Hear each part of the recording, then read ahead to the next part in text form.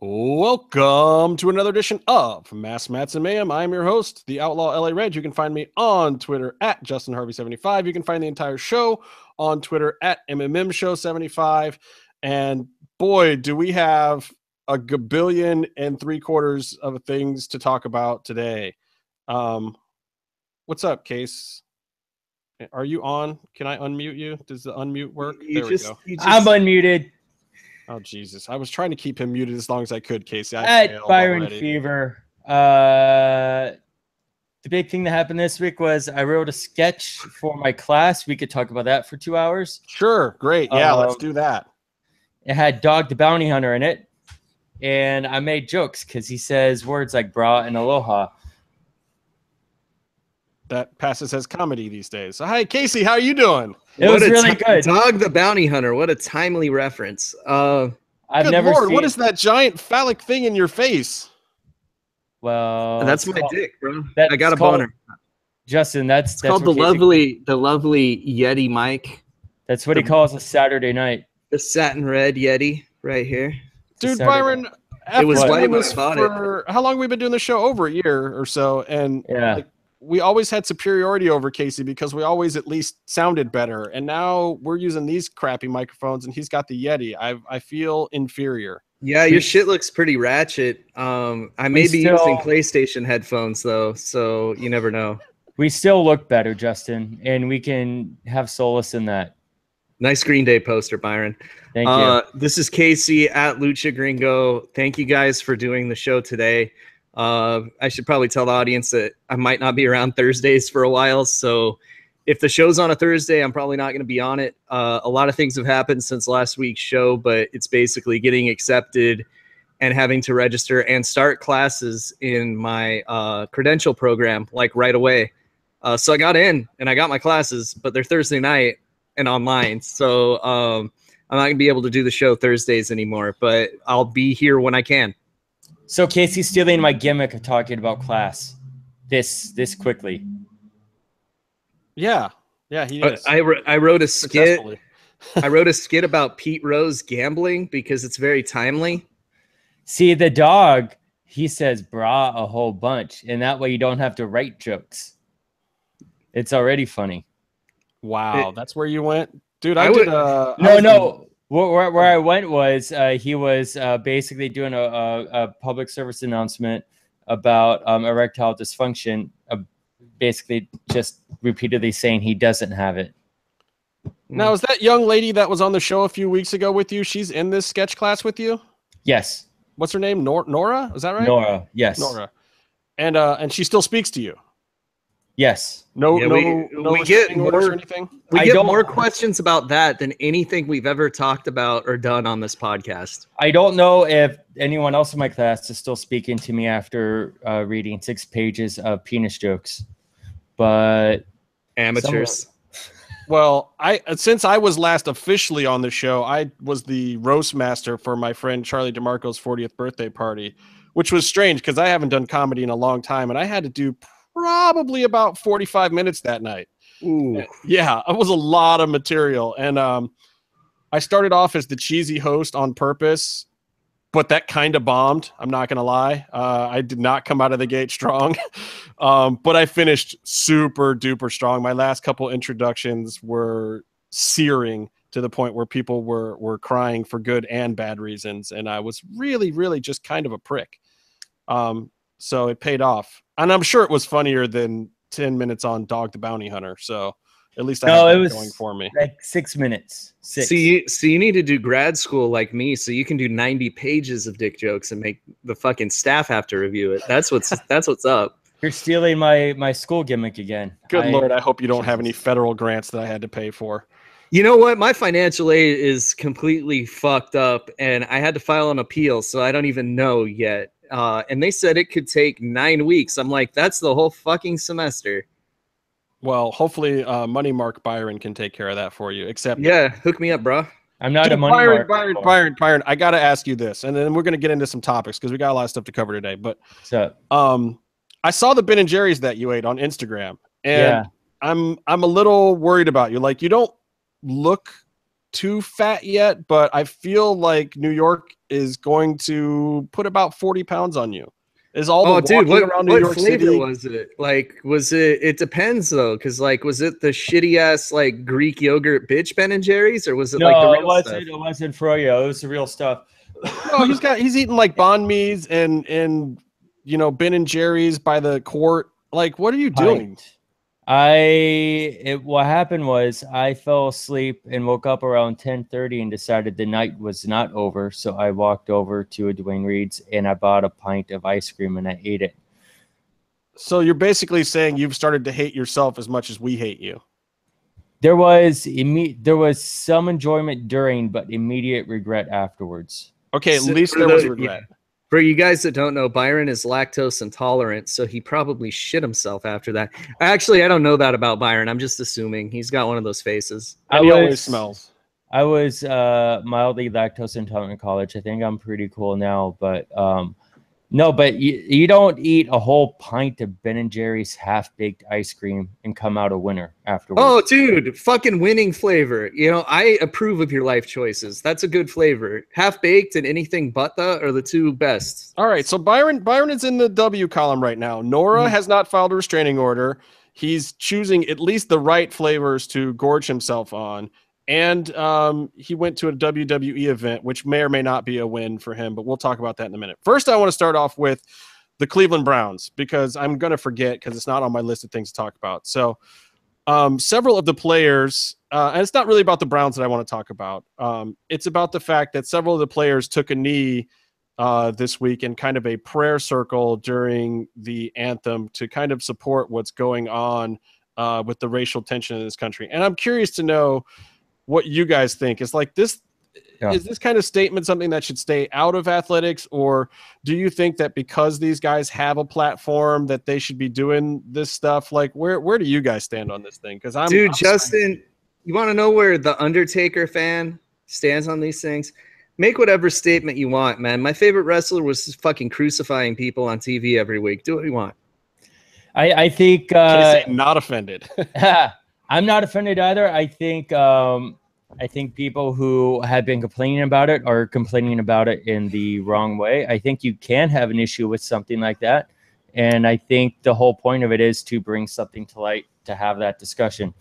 I'm in support of what they're doing. I think it's cool that that it's taking, it's getting momentum because, I mean, it was centered around a player who may or may not be on the outs of his career performance-wise, and then that becomes part of the discussion. Is he good enough to play? And that's not why he's taken the knee during the anthem. You know, you want to have that discussion over the issues that are being raised, police brutality, all that stuff, because, we need to talk about that. We don't need to talk about whether or not Kaepernick can still cut it in the NFL as much as, Well, clearly, I mean, look, Kaepernick is still better than at least 40% of the other guys in his position, no matter what you say. Like, the guy should have a job, clearly. Yeah. Well, did you see I follow Roy Woods Jr. on Twitter, and he had a bit of a thing where I think his team, I think he's a Dolphins fan, they signed, was it Jay Cutler? I think they said. You're asking me. I watch wrestling and boxing and fighting all the time. You watch some football when the Browns are losing. I met some people from Cleveland too. Which is all the time. They were equally depressed about the Browns. But I think Jay Cutler just got signed, and he looked out of shape and completely like in the press conference, like confused as to why he was there. And it was just like, you signed this guy, and there's like over like Kaepernick, like we're kind of stretching it a bit. But I think though, like, I mean, that's part of the discussion of whether or not he's getting blackballed. But I think more importantly, the discussion should be over why he's taken the knee, why other people. Okay, but here's the other side of that to me is, okay, as much as he has a right to make a stand about things, and everyone does, do the people that disagree with you not have the right to screw you over for making that stand? I think that's. And don't think that I'm agreeing with the racists, but I have to ask the question: in this country, with what we're set up on and our ideology, are you not allowed to be a racist? I think ultimately you could do whatever you want as long as you can pay your bills and, you know, as long as you can pay your bills, stay out of jail in this country. And Not like morally, but I mean, well, here's my issue with it too. It's like the people that support these guys doing this stuff. Yeah, it's fine, but is it wrong to condemn the people who say that it's wrong for them to be doing it? That say, I just want my football. I want to hate black people. I want cops to kill people. Is it wrong to tell those people that they're not entitled to that opinion? Well, let's get Hulk Hogan on the show and talk to him about it. Oh, hey, he's from Tampa. He's from Tampa, so come on, cut him some slack. Is he a confirmed racist, Casey? I don't know about that. I mean, isn't there video evidence?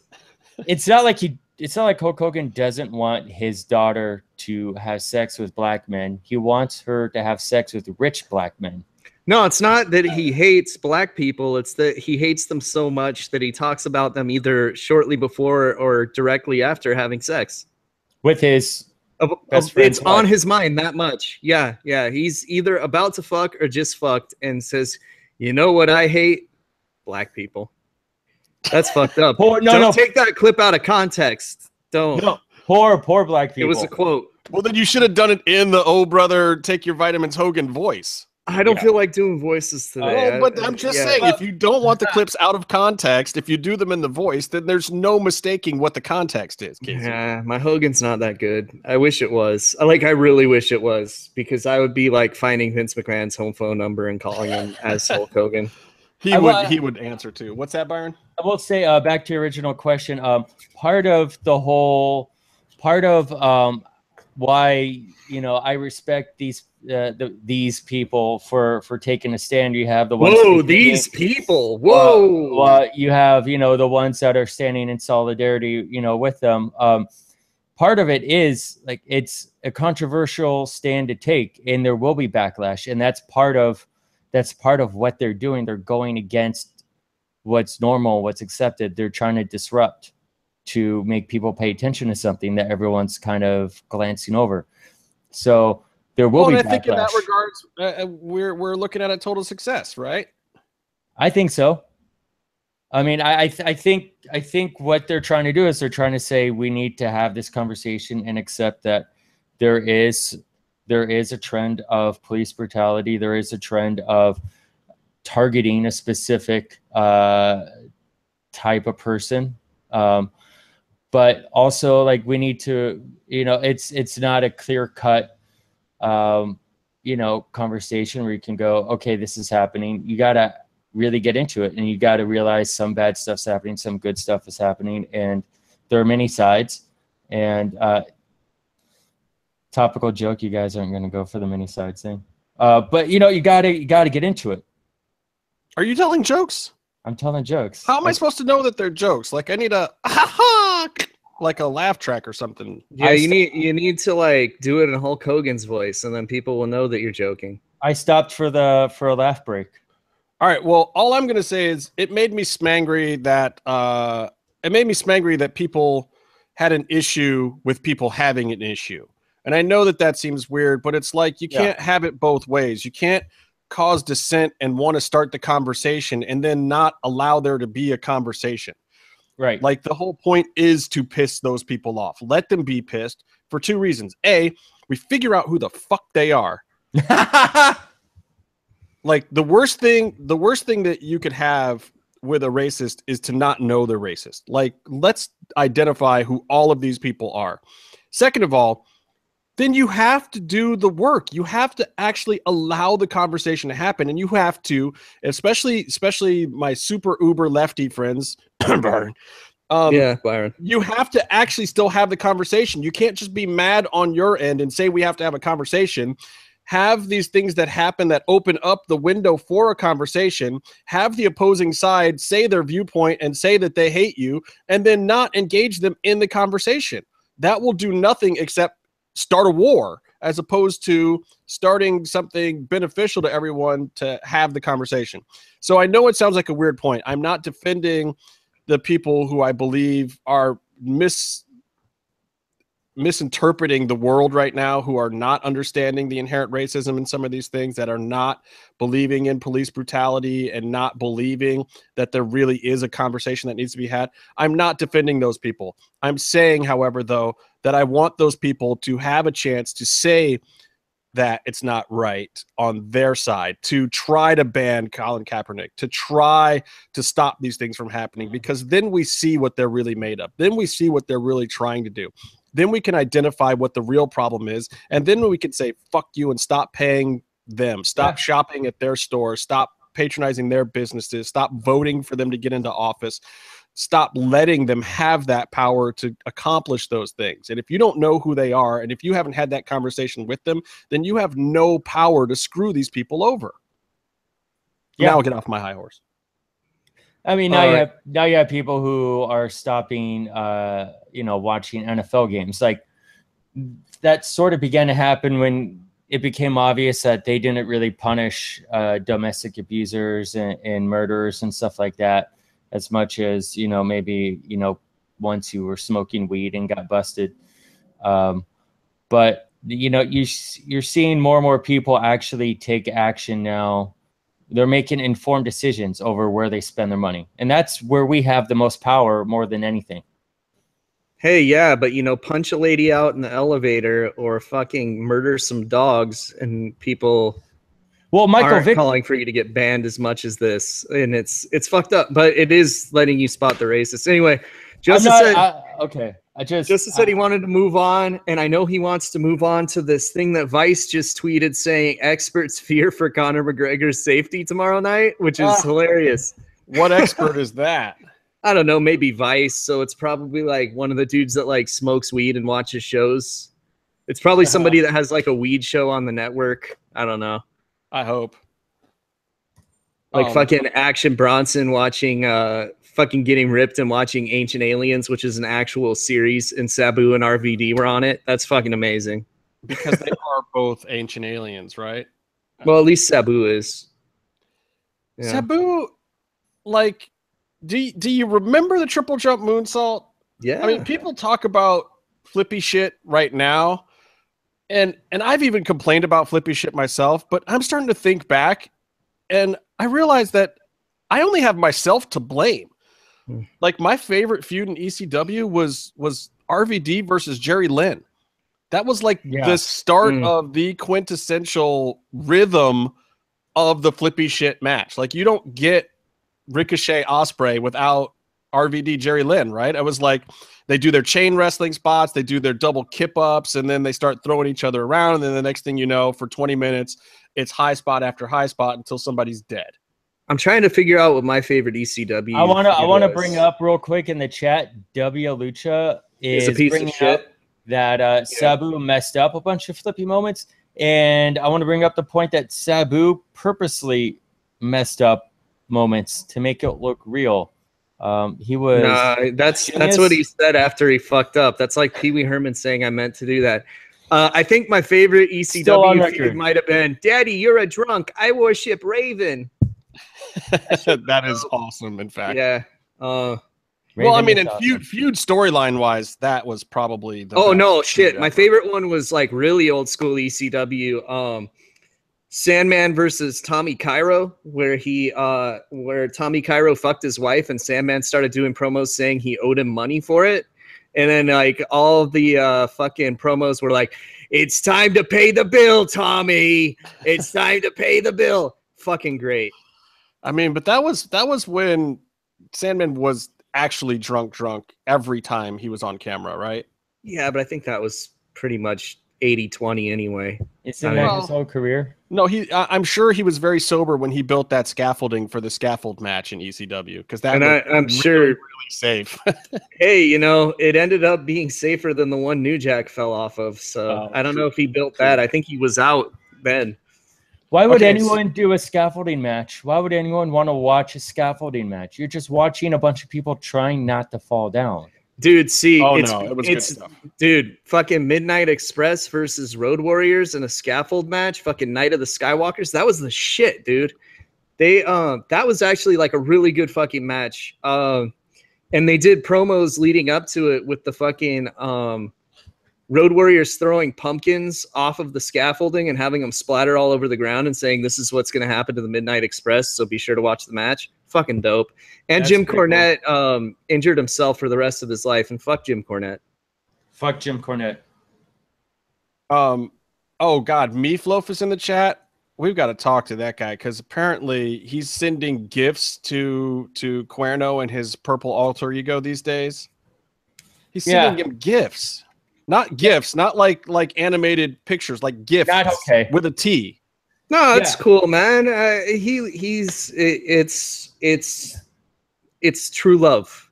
Not The only heart wants what it wants. Not only is he buying used Phantasma underwear, he's sending him custom-made Funko dolls of Phantasma. Made out of underwear.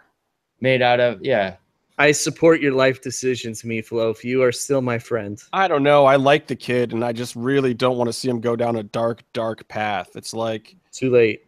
I heard he... Hey, Casey. Listen to our show. Too late. Casey, you said you like Meef, but guess who else likes Meef? Nobody? W. Lucha. So it looks like you and W. Lucha have a lot in common. They've always had a lot in common. That's why they true. hate each other so much. Well, W doesn't. I don't hate the guy. I just find him of zero consequence. What are we talking about next? Wow, what a no-sell. All right, very quickly, before we get on to all the combat sports-related things, I want to mention this trade that the Cavs did.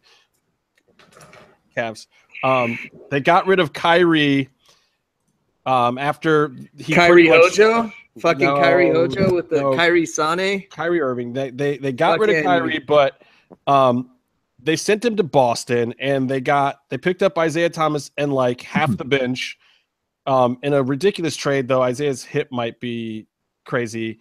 But it's like what's going on with the Cavs has just like it has my head shaking. It's like you get IT, but then you lose Kyrie, right? And then you could get Dwayne Wade, but then LeBron might leave in a year. And then you get the first pick from the Nets, but God only knows who they're going to use it for. And if they're going to try to build something with the, basically basketball in the last 2 weeks behind the scenes is more complicated than Lucha Underground behind the scenes. Okay, so what is worse, the Cavs losing Kyrie or the Black Lotus triad trading Kyrie to New York? Because I think that's worse. Okay, see, Byron, that's an actual joke. That was funny. That was like a funny joke. It was topical. It fit in with the contents of the program. That was really good. That was well done. What you were saying when you said Cleveland sports?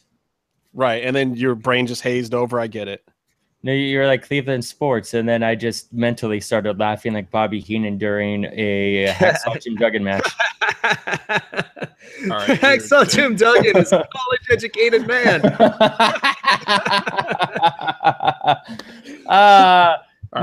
But what I think is going to be the biggest travesty is that NXT just graduated Asuka to the main roster. She relinquished the belt. It was a big ceremony. And then Kyrie Sane is going to show up in NXT. Hojo is going to show up in NXT. And I'm pretty sure 60% of that crowd is going to they're calling her Kyrie Sane. And 60% of that crowd is going to wonder why Asuka is still in NXT. Well, I guess they do tape in Florida, so yeah, right? You might be right. No, I know the difference. I'm not being racist. Jerry Lawler wants to be a real Florida cracker. I'm being racist toward. I'm gonna show him what it's like to be a real Florida cracker, Byron. Hey, I just got some mail. It says it's from I don't know if you can see that or not. It says it's from Yaya, care of MMA Gold. Yeah, way to just show the whole address on the fucking video. It's the gym, dummy. It's the gym. It's not like her home address. Fucking hope so. That guy that was tweeting about wearing his dick to dust is going to be showing up no matter what. Oh God! You know how insane that is. That girl could beat the living hell out of that man. Like, But what? he probably wants that, dude. He's a pervert. Of all the people that you're gonna like obsessively stalk and say weird, creepy stuff to, would you pick that to be the person that you would do that to? Like, she has more muscles than like bodybuilders I know. That girl will kill him. That Look at is those somebody. quads. That is somebody who can decapitate somebody with a fucking kick. Right there is what that is. That photo is like Chun-Li from Street Fighter. Well, and thanks for the photo, Yaya. She was giving them out, and I was like, I was at your first professional fight, so that would be a cool thing to have. Like, send me one. What's up? I don't normally mark out like that, but I like discovering new talent, as opposed to people that have been doing it forever. I have my favorites that are up the ladder, but God damn, somebody's like dead outside. There's ambulances all over the place here. That's an ambulance siren. Yeah. It's not a police siren. No, I stopped all my bleeding. I don't know. I think maybe that was a cop. You might be right, Byron. Hashtag ass blood. Oh, what? Oh, okay. Do you have the results of the poll from last week? Yeah, dude. Apparently, our listeners really bleed from the ass a lot. It's really disturbing. I think that we need to get some kind of sponsorship with MeUndies because they're gonna need a fresh pair. And my phone's ringing. God damn it. Casey, your level of professionalism has never been higher. Well, anyway, I never finished saying what I was going to say, which is the reason why Miss Yaya is of note today is because she got a new opponent for her fight at Invicta FC 25. So now she's going to be facing Courtney King, I guess. Stephanie Egger apparently wisely was like, oh, wait, I got to face that girl. No, thanks. And pulled out. And so now Yaya's got to face off against Courtney King, who's also 1-0. So it's 2 1-0. Somebody's O must go already in Yaya's career. Interesting. So I'll be interested in watching that. And that fight takes place. God, when is that fight? It's coming up soon. Eat, sleep, defeat the streak. Yes. It's Thursday. It's Thursday, August 31st, which is a weird time. It'll be on Fight Pass at 6 p.m. on the West, 9 p.m. on the East. So check that out if you guys get a chance. Livia Sousa is on there fighting too. Raquel Palalui has got a fight. That should be good. I'll be interested. And after this week, when we see this crazy Conor Floyd thing, God only knows I'll be ready to just watch some good old-fashioned MMA, regular old fights again. Those guys are going to dance and hug. They might even kiss a little bit. It's going to be a good fight. Oh, this chat is making me long for the days of Mr. Krabs. We miss you, Mr. Krabs. Well, Mr. Krabs is a night owl. I don't think when we do the daytime shows that we'll see Mr. Krabs. Yeah, because he's not on his work release program yet. Mr. Krabs is from Florida, and we could have really used him to confirm what I was saying about how Florida people are not, we should move along into the important stuff where we don't recap Lucha Underground because everyone already watched it. Why do you need us to talk about it? There's so much happening this weekend. Fuck that show. I just want to say I worked on a show for 6 to 8 months, and every Florida person was unsure about one of my crew members' ethnicity the entire time. They would always ask her what she was because... Boy, do I know that. Because I think all they know in Florida is Haitians. That's all they talk about. Well, I was Puerto Rican the whole time I lived in Florida. Everyone just assumed I was Puerto Rican. You do really look like Savio Vega a lot. It's true. Especially when I was in Orlando. I got it all the time in O-Town. Especially not so much in Miami. It's like, watch out. He's gonna challenge us to a Caribbean strap match. I was going to say that. Strap match. Wait, so Casey, you want to brush across Lucha Underground, but your boy was on. He was in the finals. Okay, first of all, 0 out of 5 because he fucking lost. And it was a good match. And it was a good match, but a lot of people don't seem to care if a match is good if the finish is bad, is what I'm getting a lot. But I want to point out what might make you right statistically. If you looked at the numbers on this episode on the first run were amazing. They are actually the highest first run viewing in Lucha Underground history.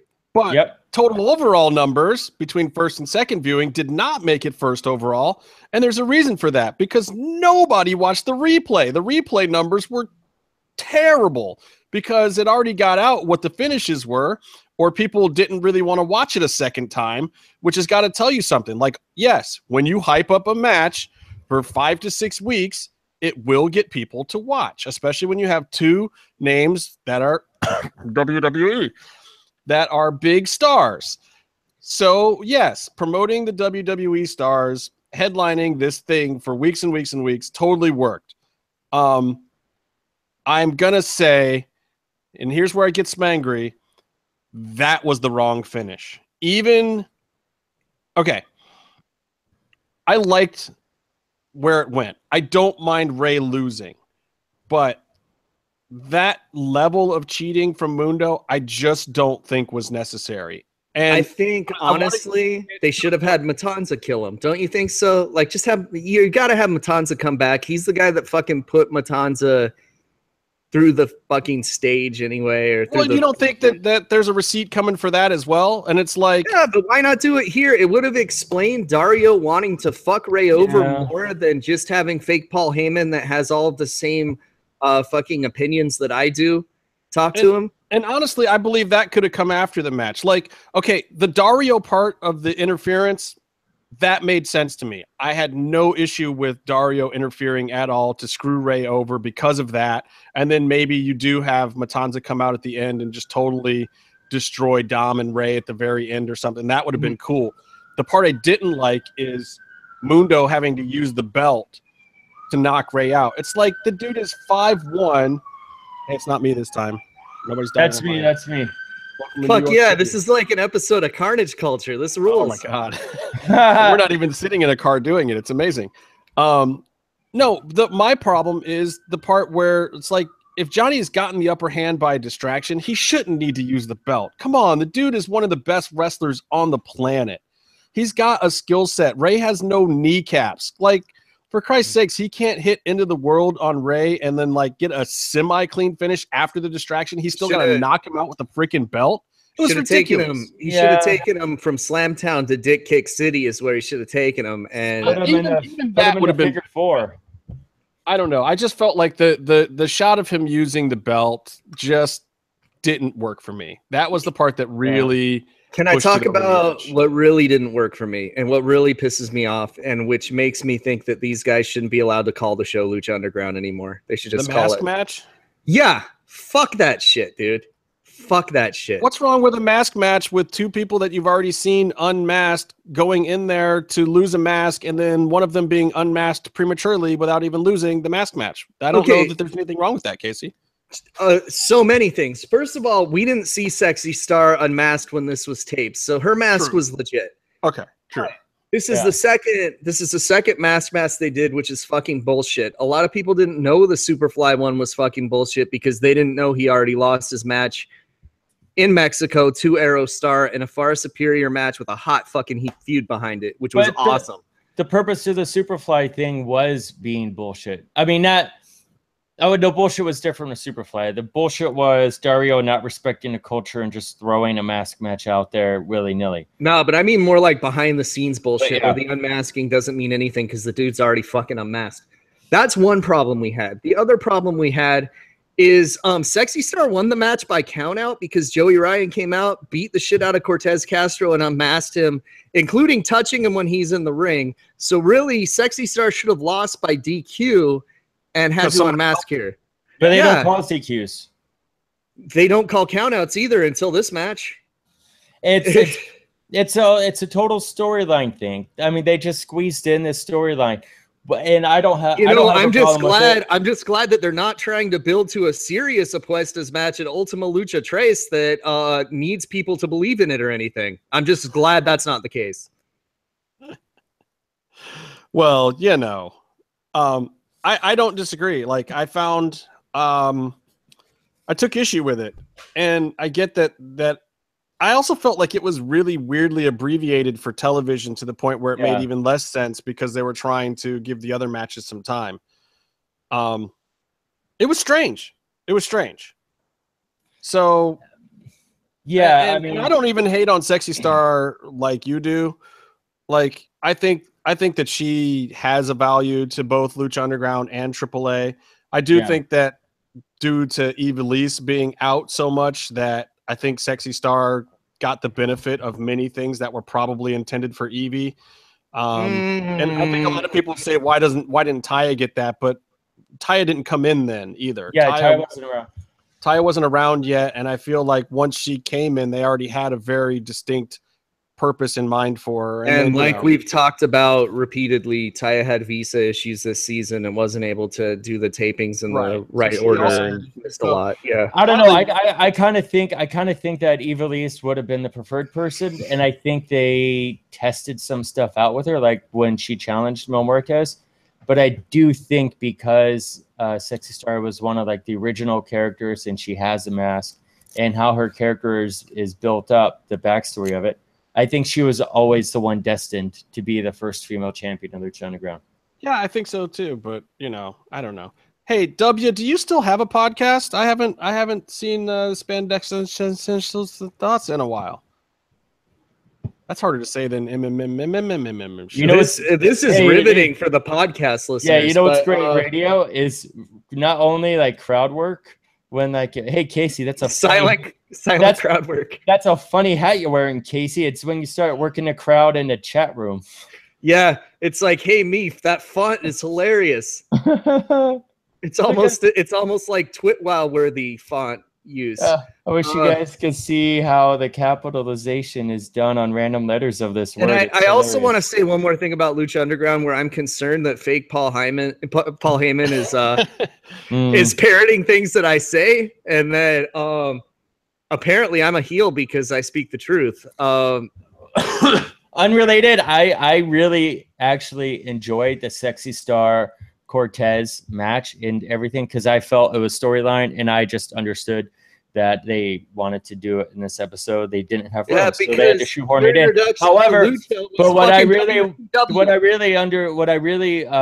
liked the most about it is how they spent the entire time talking about how important Sexy Star's mask was to her, was to her fans, and to... That was longer than the match, by the way. That explanation from Vampiro was longer than the match. And the culture of Lucha Libre, she gets her power. She came from an abused background, and the mask gives her power to fight for every woman. Every woman is sexy, and every woman is a star because of the mask. And I also got to point out once again that this wasn't the real Veneno, and there's already a much more famous Veneno in Lucha Libre that also already lost his mask. I'm just saying. I think that Stryker and Vamp actually did a great job with that for the task that was put in front of them. Yes. Like they halfway had me into it for a second, like before the match just disintegrated literally seconds later. Like, I have to give Vamp and Stryker props for like the fact that somehow they got this thing put in front of them, and I can't imagine that they thought that this was a good plan either. Like, I just don't know. Like, DJ, I love you, but this was not the finest moment. No. No, I'm gonna say I want to know. DJ, I love you, but this is worse than Son of Madness. Worse than Son of Madness. I don't know if I go that far. Casey, well, there's more coming next week with Son of Madness, baby. Stop it! Oh, I don't want to hear that. I don't want to hear it's already in the previews. Oh God. So what I'm most curious about is whether or not they redid the commentary after Sexy Star's mask and boxing career. I don't think so, but I feel like when they shot the vignette with fake Lucha Gringo, because that's who I'm going to call him, because I'm pretty sure. Oh my God. There's already a fake Lucha Gringo. He's like fake Lucha Gringo. But I mean a fake Casey Nielsen. Like, I'm pretty sure that all of that character's opinions are based on, like, he is the representation of Casey. Well, it's like, you know, they could have fucking got me to do it, right? Like, I would have done it. No, you wouldn't have. You barely do the podcast. Did we pay you? You don't fucking pay me. Those checks Those checks are about as good as Paul Heyman's checks. While we're speaking of Paul Heyman, This friendship is payment for services rendered. Want my money back. And we got, dude, look at all these pages of notes I have on TripleMania. We're Look gonna at all get there. these. We're gonna get there. Dude, I gotta finish up talking a few things about luchas. So, anyway, so the fake Paul Heyman literally says Benji Star, or whatever his name is, literally says that Sexy Star was the worst champion in Lucha Underground history. Well, You okay. had to have at least popped for that, Casey. I did, but how is he even wrong? Because, okay, name all the other champions in Lucha Underground history. Who is she better than? No one. No one. Because you have Mundo, you have Matanza, you got Mil Muertes, and you have Prince Puma. She is better than none of those people. But I think it was a funny moment of acceptance from DJ to you personally to acknowledge, like, we can make this statement on the show because it's actually true. Like, I think he's saying directly to you, Casey, like, look, man, we made a choice. It's whatever it was. But at the same time, we didn't make her better than any of the guys that you like. But I will say this. Except she's a better Lucha Underground champion than Pentagon ever was. Oh, hey, you know, it's fine because he's champion now. He got screwed again. Hey, you know, it's great because the show still hasn't been renewed for season 4, and it won't when Robert Rodriguez's favorite wrestler isn't champion. So there you go. Casey. What? Casey. Justin has a point. Pentagon hasn't been champion. Hey, you know, that's fine because the show hasn't been renewed for season 4. Okay, I gotta ask you about this though, because look, let's go back in time here. At this point in time, when this episode was taped, we already knew pretty much that Trevor, the artist formerly known as Puma, formerly known as King Ricochet, formerly Puma just Dark. Ricochet, Puma Dark, whatever the fuck you want to call him, we all already knew that he most likely was not coming back. Right, and we thought Dub knew this, DJ knew this, so I gotta say that I don't know if this was a genius swerve on all of us, but not a single one of us thought that there was a snowball's chance in hell that Pentagon wasn't going over here. And I mean, you know, but we thought that at Ultima Lucha Dos too, didn't we? I thought that there was a chance he wouldn't go over at Ultima Lucha Dos. But the two things I was not expecting, I wasn't expecting Ray to not hold the belt at some point in time. That just didn't make sense to me. And I didn't expect at this point in time that Pentagon wasn't going to get a run towards the end of the season. I just really thought that Pentagon would get the belt. They'd run the season out, have him be in the headliner at Ultima Lucha because he's the money. He's the most over guy there. He's the biggest draw. But they're a TV show with a TV taping that gives away tickets. I guess they don't need a draw. I don't know. I'm still baffled by this one to this day. I do not understand why, at this point in time, you have Prince Puma beat Pentagon. I just don't get it. Oh, and Meef has a point. I forgot Phoenix and former champions because his reign was as long as Sexy Stars on television. But in real life, he was champion way longer.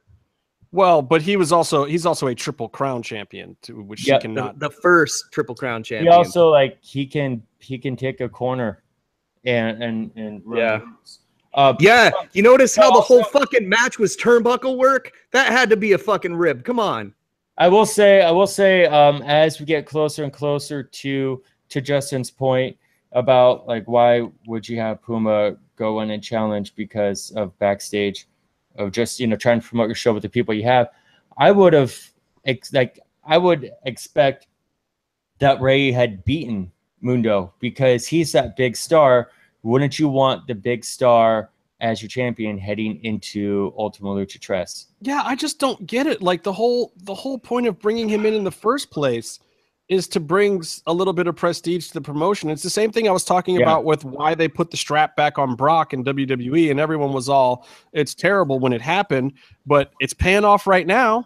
Yep. And Ray is the same thing. Like he's your prestige champion. He's the guy whose name you want on the lineage of this belt, especially if you can't keep him for long. And we don't know that they're going to get him back for season 4 now. No, I don't think that they are. I don't think that they are. It's still possible because the WWE thing is apparently not happening. So yeah. Maybe knee stem cells are on the wellness blocked list or some banned list. Dude, that shit actually works though, and that is fucking amazing science. If you ever look up how that works, man. I will say, like if I were running the business side of things, and this is a good point that you just raised, I would want Ray to be my champion heading into an off season for Lucha, because that way he does all the promotion, but you don't have to have him defend the belt for like a month or for a few months or for a year or whatever. But he gets to be in public and say he's champion all the time, as long as, you know, the last episode has aired or whatever. But you get that PR with him. You get more mileage out of him being champion. If you're in between Byron. seasons. However, with the whole thing, season 4, not knowing where his contract is, that could be a big reason to not have him be champion. Because if you don't get him back, then you miss out on the opportunity to. They might, but it's probably going to cost them a whole lot more at this point too. Because I believe that, they had the option for him for another year if it was done by a certain time, and I think the holdup with season 4 has made it not be done by a certain time. And I'm not positive on all that either. Ray's contract is really top secret out of all. My question for both of you guys, I have a question for both of you guys, because you guys kind of seem to agree on this. And Shut up, no one cares. So if you guys were booking during the Attitude Era and you had Stone Cold Steve Austin on your roster and Hulk Hogan randomly came back on like a iffy contract, you would put the belt on Hogan and not Austin? Is that what you're telling me? If you're talking about it being a brand new belt that needed some prestige, then possibly, but that wasn't a brand new belt at the time, so it did not necessarily need it. So no, I would not have necessarily put it on Hogan. And would you just job Stone Cold to women repeatedly? And yes, women not under contract, I mean, and that are jumping it to WWE at the earliest opportunity and are already there. Wait, you're clearly talking about Pentagon and the Black Lotus tribe. This is not sneaky at all, Casey. What? No, because you know what? what? Are you so bitter about the Black Lotus triad? That was awesome. It was awesome, but if you're gonna job somebody, job them to somebody under contract. Jesus Christ. But a Pentagon, oh come on.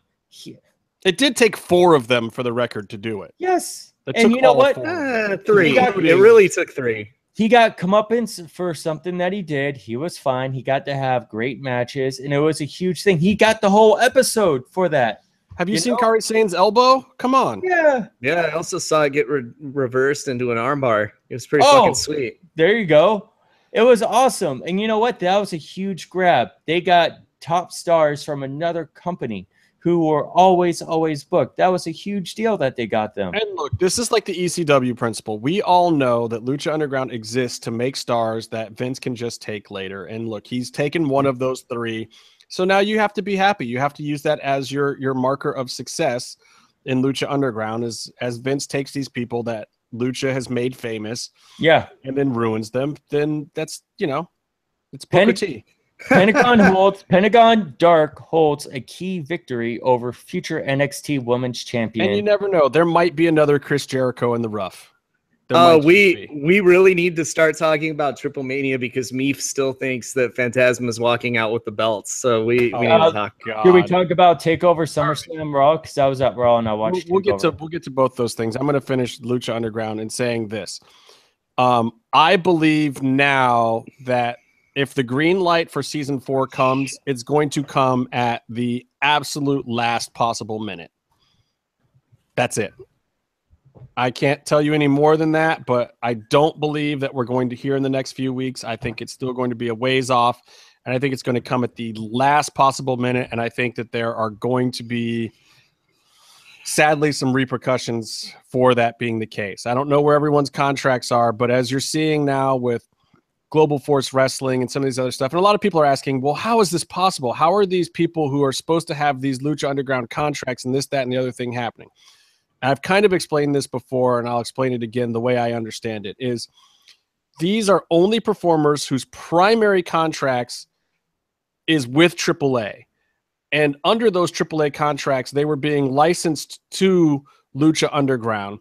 And Lucha Underground did do separate deals with them through MGM.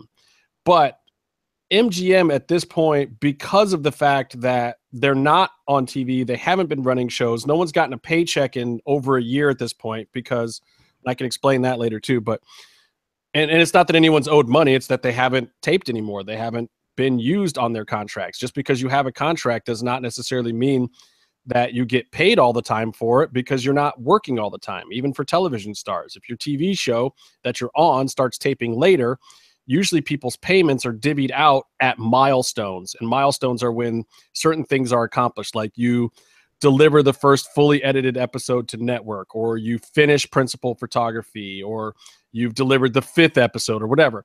There's milestones, and they're different for every TV show. And those are usually the same times when they have negotiated to pay out talent.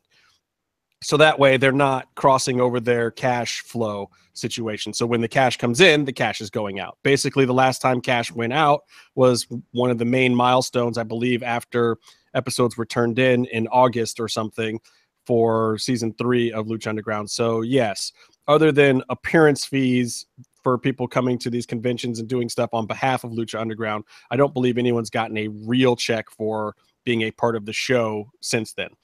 But what I was getting to is that I think that now, with where Lucha Underground is at, and this possible very, very late in the game pickup as all these things get ironed out and the various sides try to get their points through and try to get things to happen, I think at this point they all believe that fighting for whatever part of it that they want to change or be different, or whatever it is that is the holdup, I believe that every side is going to probably push it to the last minute to try to force the other side to their way of thinking. This is the way negotiations go. Mm-hmm. There is a timeline out there. There is a deadline. I'm not at liberty to share what that is, but from what I understand, there is one out there. And once you get closer to that deadline, we'll determine whether or not they can reach an accord here and keep this show going. But at this point, that show could be a very different place, man. People have lives. People have to move on. And with these people going to GFW, I believe that really what you're seeing is the kindness of MGM and EB-Dub and DJ and the guys who are really on the side of the workers that are still part of the establishment that just don't want to screw these people over. They want them to have opportunities. If the whole thing does fall apart or go away, they don't want to stop people from working. They've never wanted to stop people from working. They have wanted people to honor their contracts and do what's right. But, you know, Dorian is trying to make things happen down in AAA. I know that they're trying to get Dorian into a place where he can and knows how to run this company, and where Dorian is keeping talent happier. And this is one of the ways that Dorian can do that. Like, no one's complaining about Dorian doing this. No one who's involved is upset that they're getting to go to GFW, Impact, whatever. And Dorian is the one who set this deal up with Jeff Jarrett. Okay, as much as he might be at odds with Conan and this, that, and the other thing, AAA talent getting to work at Impact is not bad. Taya getting to work there is not bad. And as everyone is probably seeing right now, oh, look how obvious this is that Taya is now going there. And don't think that she's going there on her own, guys. This is set up through AAA. That whole freaking thing was a work. She contractually couldn't show up there otherwise. They're not going to release her and let her show up at GFW. She's going to do a run-in tomorrow night. Come on. You know. And we'll Conor see. McGregor? She is. She's going to run in on the side of Conor McGregor. So anyway, that's all I have to say about Lucha Underground. That's basically the news right now. Like, don't be surprised to see people who can show up at GFW show up there. I'm more interested in our boy Kevin Cross. Now I got some stuff on Kevin Cross, and I've got the perfect segue for this. Guys, I want the camera on me for a second because I'm wearing the shirt. Yeah, you got it. You're plugging him. That's all I got. Look, somebody was asking if I had real heat with them from something I said on another podcast a few weeks ago. I do not have real heat with Kevin. It would just be nice if Kevin would, you know, occasionally break kayfabe with his buddies, with his pals, and let us in on some inside information. I'm here to tell you that is a tight-lipped motherfucker, man. He won't give up the goods on anything. He will not say anything. He won't break kayfabe. He won't give you inside dirt. He won't tell you jack. You could get this man drunk in an alley and steal his wallet, and he will still tell you nothing about an upcoming storyline or angle anywhere. In fact, before he even came on our show and announced that he was officially signing with Lucha Underground, he went and asked permission to make sure it was okay, even though it was already out there. Like, the guy is just a stand-up dude, so I don't really have heat with him, other than the fact that he's too much of a stand-up dude. Damn it, I want some inside information. Come on, Kevin, give me the goods. Give me the dirt. He knows Kevin. He knows exactly what's going on in AAA right now, and he won't say jack. So go ahead, talk about Kevin. I'm salty. First thing I want to point out is this is a big card, and it's going to be on Twitch. TripleMania starts at 5 p.m. Pacific tomorrow, which is Saturday, which is the same day as the big fight that everyone's going to probably be watching instead, unfortunately. But the fight is a bit later, though, so you should be able to get in at least half of TripleMania. I'm going to do that. And Plus, it's going to be crappy undercards. It's boxing. It's not UFC. The undercard's going to suck. So I'm watching TripleMania first, and then the fight. You only need like 20 minutes of your day for the fight, don't you? Like, you get the promo package, you get 5 minutes of dancing and making out, right? I don't know boxing, but that's what I assume happens, and then they're done.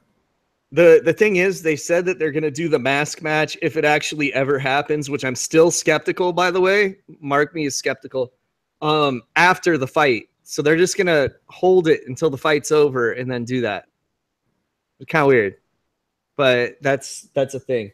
But one thing that's really interesting about TripleMania is there aren't any Lucha Underground characters on the show whatsoever, unless you count Johnny Mundo being called Johnny Mundo. There are a shitload of GFW people there, though. And DJ's going. I mean, he's working on the show. I think maybe Cross might show up. That's my fucking prediction. No one tells me shit either. But why isn't Cross booked? He's out there destroying. Because he's gonna cash in the briefcase on the title match and win the fucking belt. That's why. Gotta be what happens. Because come on, even the last time we had Cross on this show, we joked about how he wasn't going to be able to see the fight, and he kind of said that he was booked for TripleMania that day. Oh no, he would never do such a thing, Justin. No, but he never actually said that he was booked, but he did make it sound like he was going to be there and not able to watch the fight. Maybe he's just going to cripple some fools. So my intuition, not him, but my intuition says that he cashes in and Kevin Cross is your new champion of the entire universe. Yeah, that's what I'm saying too. There's a lot of stuff we can predict. The Llave de la Gloria, the match where they've got I think 14 people that are kind of like vying to be the next big star. It was kind of hooked in with that reality show thing Vampiro was doing. Right. They're going to have 2 matches to decide the winner, but they haven't explained how that works whatsoever. I'm thinking maybe like a 7-on-7 tag and then a battle royal where the 7 people that win fight or something. Yeah, that would make sense. I read a little bit about it, but my Spanish is not very good to keep up with how that whole thing was playing out. Maybe Lucha Blog has some info up on it, but actually, we're both pretty lost on it. Now they just released an image with all of the people so that you can get their names and identify who's who. But I've got a list of names. I'm probably going to butcher a lot of these because my Spanish sucks too. Angel Mortal Jr., Angelical, not Angelico, Angelical, different. Ashley, Bronco Gonzalez Jr., Chicano, Dragon Solar, Fetiche, Hahastery. I don't even know what the fuck that means. Hijo del Vikingo, son of the Viking. Mexican Vikings. Pardux or Perdux. Solaris. The Tiger. Solaris? In English, just the Tiger? The Tiger in English. And Tigger Boy, also in English. Oh, that's close. Hey, and every time you use the word boy, is it racist, Byron? Or the word Tigger? First of all, we all know what they meant. We all know what they meant when they named a kid's cartoon Tigger. We all know what they meant. Importantly, Byron, most importantly, the last entrant in this match is Viano Tercero Jr., Viano 3 Jr. Okay? That's probably who's going to fucking win. All right? It's Viano 3's fucking son. But I'm going to go with the dark horse. I am going to say Angel Mortal Jr. wins because he is also linked to the AAA family legacy that runs AAA. Are you saying that there's nepotism in Mexican wrestling? Oh, we'll get to this a lot later. But yeah, I think it's either going to be Angel Mortal Jr. or Viano Trasero Jr. But yeah, come on. Viano 3 Jr. probably going to win. You always bet on a Viano. You always bet. And it would not be a AAA show without a AAA rules match, which for those of you that don't know, is a man, a woman, a transsexual, and a little person teaming together, and they all fight another team with the same makeup, and they all fight each other. You got transsexuals kicking the shit out of little people. You got men fighting women. You got all kinds of stuff going on, and there's some interesting names in here. It's Big Mommy as the woman on the team. We have Dinastia as the mini. He fucking rules. We have Estrella Divina as the Exotico. And Mascara de Bronce, the one that is the guy that's going to get a huge push in the company. So I think his team's probably winning. Wait, that's the guy that Cross had a thing with, right? He's tiny man, though. He's not a very large man at all. I got to say, though, he's not the mini on the team. Just so you know. Okay, so hopefully they found a mini that is way more mini so that people aren't confused. No, that's what kind of sucks is Dinastia's kind of tall for a mini, so people are going to be confused. And but the man on the other team, a little bit bigger because it's going to be our friend Baby Nuts Hernandez. Oh, snap. And he's going to be teaming with Mini Psycho Clown, Mamba the Exotico, and La Hydra. That's an awesome team. I think that they're a shoo-in to lose, though, unfortunately. What? Baby Nuts can't lose that. He's a giant compared to every single other person in there. Just remember, the little tiny man they want to push is on the other team. Well, that's true. But, they're going to have him go over on Baby Nuts, too, aren't they? Probably. I don't know, but look, it's probably Hernandez's fault at the end of the day. I don't know what it is, but like every 2 years, somebody is really mad at that guy and trying to make bad things happen to him. Remember 2 years ago when I was hitting him with a belt? Yeah. Yeah, and three months after that, when everybody hated him and it caused all sorts of ripples backstage. I still liked him. I did too. It was an unfortunate circumstance. Yeah. Next up is the women's title match, also known as Taya's not in this match. I hope she doesn't run in. Sexy Star versus Lady Shani versus Ayako Hamada versus Rosemary from GFW. I have a question. Yeah. Wasn't there recently some type of women's championship match where Kevin Cross ran in and just beat everyone up and chokeslammed one of them to the table? That was the one where Sexy took the belt back. That was the match. That was like 3 weeks ago. Oh god, and it was taped even longer than that ago. It was So I'm gonna say my bet on that match that happens is Kevin Cross runs in and chokeslams everyone. I don't know. I think Taya runs in. Taya runs in. Come on. I think that Taya does not show up, and the only run in you get is actually Cross later. I think that the plan was for Taya to run in, and I think that they've bailed on that plan now to try to maintain the storyline of her quitting. You know what I say happens, Justin? I say Hamada wins, and then Taya faces her down so that we can get the match that everyone wants to see instead of Taya versus Sexy Star, which we're going to get, and I'm going to be wrong. But I'm just going to say I want Hamada to win because Hamada's like... I think that still happens because, honestly, I think the one part of that whole thing that was real was that Taya has heat with Sexy Star now and vice versa. I think she's mad at Sexy Star for being a whiner and getting back what she wanted, and I don't think that Taya wants to have anything to do with it now.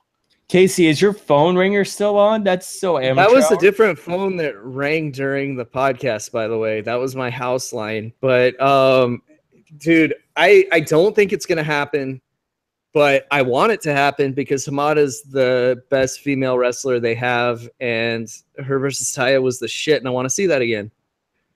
It's how I would book if I was booking, is what I'm saying. Well, we know that they don't do that. They only create characters to mention how you would book things and convey your opinions completely differently than actually doing them on camera with characters. Yeah. I also talked about Ghost Dad like 3 years ago on Twitter. Okay, so tag titles. We have Cuervo and Scoria versus Aerostar and Drago versus Murder Clown and Monster Clown. versus the GFW team, which is going to be DJZ and Andrew Everett, who's both of those guys are the shit. This is going to be a pretty awesome matches are definitely interesting, and it's almost painful at how quiet it is in the Impact Zone during his matches. And it's just like he is hitting the craziest high spots and is a really good flippy shit guy. And then it's just dead silent, and I don't even understand it. I mean, like Andrew Everett too, man. He is underrated as fuck, and he's back to really the old good. X division, and it was like that used to be when the Impact Zone would come alive, and the pops were ridiculous, and nobody cared about the headliners, but those X division matches were sweet. Now with these guys who are doing the same, if not better, they get no love at all. I don't even understand it. And they're like the second match on the show, and just like nobody cares, and all these fat Pepsi drinkers are just sitting there with their Chick-fil-A in the front row, eating nuggets, looking at them like, huh? What's going on? So hungry now. Jesus. Bring out EC3. What's going on? I don't know, man. Okay, I think that Aerostar and Drago leave with the belts. That's my prediction. I hope so at this point. The next is the big Copa AAA 25th anniversary Battle Royal. Oh, yeah. And for people who don't know, this is the 25th anniversary of TripleMania this year, right? This is the one. And this is going to be some fucking crazy shit because there's a lot of people that have been gone for a long time returning to this match. And I don't know if all of them are listed. This might just be the people that are included. So it's going to have AAA Parka. It's gonna have Maniaco, Hysterio, and the second fake AAA Psychosis. So it's kind of like Los Vipers reunion there. Joe Leader, he sucks. Mr. Aguila, which the DM knows well as being Victor Quinonez's bitch, like legit bitch. The Great Halloween. I fucking love Halloween. He might actually quit the promotion in the middle of the match. That would be his new record. But he may also come back before the end of the match. Shit, the thing is, I think his actual record now is shooting a segment and then quitting before the match happened. I think that's awesome. The new record. Yeah, which actually happened. Crazy Boy, who is pretty great, Super Crazy's cousin. You got Nino Hamburguesa, who everyone fucking loves. Come on. It's going to be hard to get that motherfucker over the top rope, but I think pins are legal in this too. Lancelot, who's like a knight. Intocable, who's like one of the old stripper gimmicks that they used to have, but he's not like even the most popular one. He's probably like 4th place most popular stripper gimmick they used to have. Heavy Metal, who fucking rules. Blue Demon Jr., who does not. Oh, come on. Blue Demon's not that. Hey, Soy Mexico. Pirata Morgan, not Pirata Morgan Jr. Pirata Morgan, the fucking legend, is going to be in this match. I love this man. Fuck yeah. Is that a pirate gimmick? Yeah, dude, he legit has one eye. He'll show you his eye hole. And then he'll say, motherfucker, you want to say wrestling's fake? Blah, in his like fucking eye hole. Because he lost his eye during a match on a fucked up plancha. That's amazing. So he's like the real life Captain Morgan. Exactly. With no eye. Yeah. Viano 4 is going to be in this. The last of the Vianos currently active. Argenis is going to be in this. And no, he will not be allowed to use the sword. Oh, come on. He's got to win. No, dude. Park is winning. It's going to fucking suck. Bengala, but it's not Ricky Marvin Bengala. It's the new Bengala. Oh, boo. Australian Suicide. Yeah. I'm a big fan. Fabio Paci.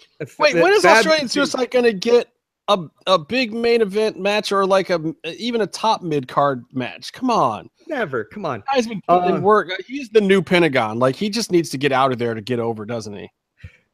Maybe. Fabio Paci is going to be in there. Pimpy's going to be in there, of course. Pimpinella Escarlata might win. If La Parca doesn't win, Pimpy is my pick. Oh, come on. You don't think Fabi's going to put herself over? No. Averno, Chessman, fucking love both guys. Superfly, fucking love that guy. Superfly. We miss you, brother. Bobby Lashley's gonna be in there. Oh, so there's Moose. another GFW rep, huh? Moose is gonna be in there. Oh. And the 1,000-year-old Scorpio Jr. Mil Porciento Guapo is gonna fucking be in there too. So you know Moose and Lashley are gonna take out a bunch of people and face off with each other and then cost each other, right? That's gonna happen, I'm sure. Nah, dude, they're gonna team together and they're gonna start calling them New Doom. Hey, I got a question for you, out. Case. How is Fabi Apache's relationship with Vamp backstage? Because I know she's had a lot of juice backstage in the past. Like, does she still have that juice with Vamp kind of on the book? Fuck, I don't know. I don't know at all. You know, shit's weird since her dad died, man. Like the family's power's not where it used to be, and now I'm sad. Now I'm thinking about Grand Apache dying, man. Fuck. I'm sorry. I'm just trying to figure out if she's still got the juice backstage with him gone and with Vamp kind of running the book now. Okay, I'm gonna bring some levity into the situation because also sadly I think La Parka's going over in the match. Probably, if not, then it's gonna be Pimpy, but it's probably La Parka. Okay, the next match is Pagano versus Macias, is what they're listing as an Ultimate Consequences match, but they don't tell us what the fuck that means. So I asked Cubs fan, I'm like, dude, do we know what the fuck this means? And he said, you know, Lucha Blog, Cubs fan, same dude. He said, I think it's street fight, and they just mistranslated it. And I told them, no, this is my theory to what an Ultimate Consequences match is. What do Macias and Pagano have in common? They've both already lost their masks. They've both already lost their hair. So this match is a loser gets their dick cut off match because it's all they have left. That's my theory. And I think that Macias wins because a dickless clown is even more funny. I'm going to just agree with everything you just said. Yeah, it makes sense. I like that. By the way, Krabs is in the chat now, so you guys. What up, Krabs? Your Krabsness. Looks like Mil Machete stopped by as well. We got you guys just missed the whole fucking AAA rundown. I hope you heard. Machetes is saying "F you guys" because Australian Suicide had his mask versus mask match. What else do we need? Like him winning a match. How about that? Okay, so then we have the two big matches. We have the AAA Triple Crown Championship match: Mundo versus Tejano versus Meatloaf's wife. And Hijo de Fantasma. So that match is going to be great. I think that it doesn't matter who wins because Cross is going to cash in and walk out with the belts. Wait, who all's in the match again? Who gets to slap around Fantasma?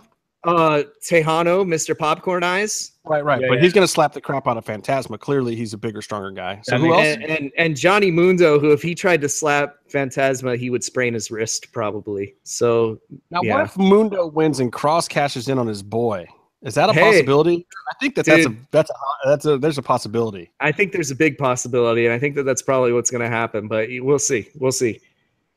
And that because he'll think he's coming out to celebrate with him, and he's going to clothesline him. And you know what's going to happen is DJ's listening to the show right now, and he's going to change all this shit so I'm wrong. Watch.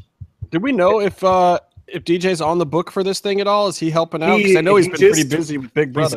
He's on his way there. Yeah, he just tweeted he's flying over right now. So good. So we can expect some shenanigans, if nothing else. He's going to go down there, look at what they already have booked, and try to get some shenanigans going on for us, right? Speaking of which, main event, mass match, if it happens, I'm still skeptical.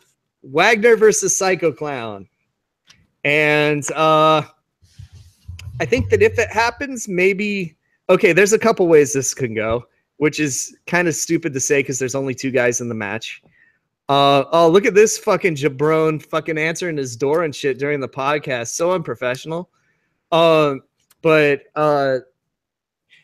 Okay, three things can happen. Psycho Clown wins by forfeit because Wagner doesn't show up for the match. I would say that's the most likely thing. Come on, he's gonna show. It's the 25th anniversary. He's got to show. He's done this shit 3 times, Justin. If not, Vamp will book himself in the match if he doesn't show.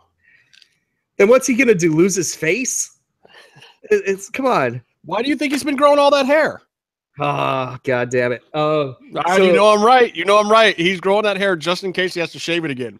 One school of thought would be Wagner's old as fuck now, and he would lose his mask on his way out, and he's pretty ripped, and he kind of looks like the dude from the Dos Equis commercial, so he's marketable without the mask. And I didn't tell you he looks like that, but he fucking looks like that. And or like Macho Man in his later years a little bit. He kind of looks like that too. But I mean, Wagner is all grayed up now. You can see all the... You know, one thing that no one really thought of is maybe Wagner agreed to the match because he's fucking going over. And Psycho Clown's losing the mask. Because you know what? See, because Psycho Clown, if he took off the mask, he could just wear face paint like Pagano. Problem would be he would look exactly like Pagano probably. But those masks fucking suck to wrestle in, I bet. But you got to think at this point in his career, he's probably ready for something else. I mean, how he's done everything as Psycho Clown that he could possibly do. He's been at the top of the main event for a while now. It really is time to mix it up. Yeah, because he can unmask and then carry on the fucking Brazo family name. Yeah, I mean, I think it's time to do that, and I think it's better for his legacy, and his knees aren't the best anymore either. So, I mean, I feel like all these guys, you get to a certain point, and you have to look at what version of the legacy, especially as a luchador in a mask, is going to work for you in the later years as these guys work longer and longer. And they've seen what's happened to the generations before them who didn't unmask at the right time or unmasked at the wrong time and ruin the legacy. I mean, it really is a very careful process. And I think that at the 25th anniversary of TripleMania, this could really be the right time for him to step back into the light without the mask.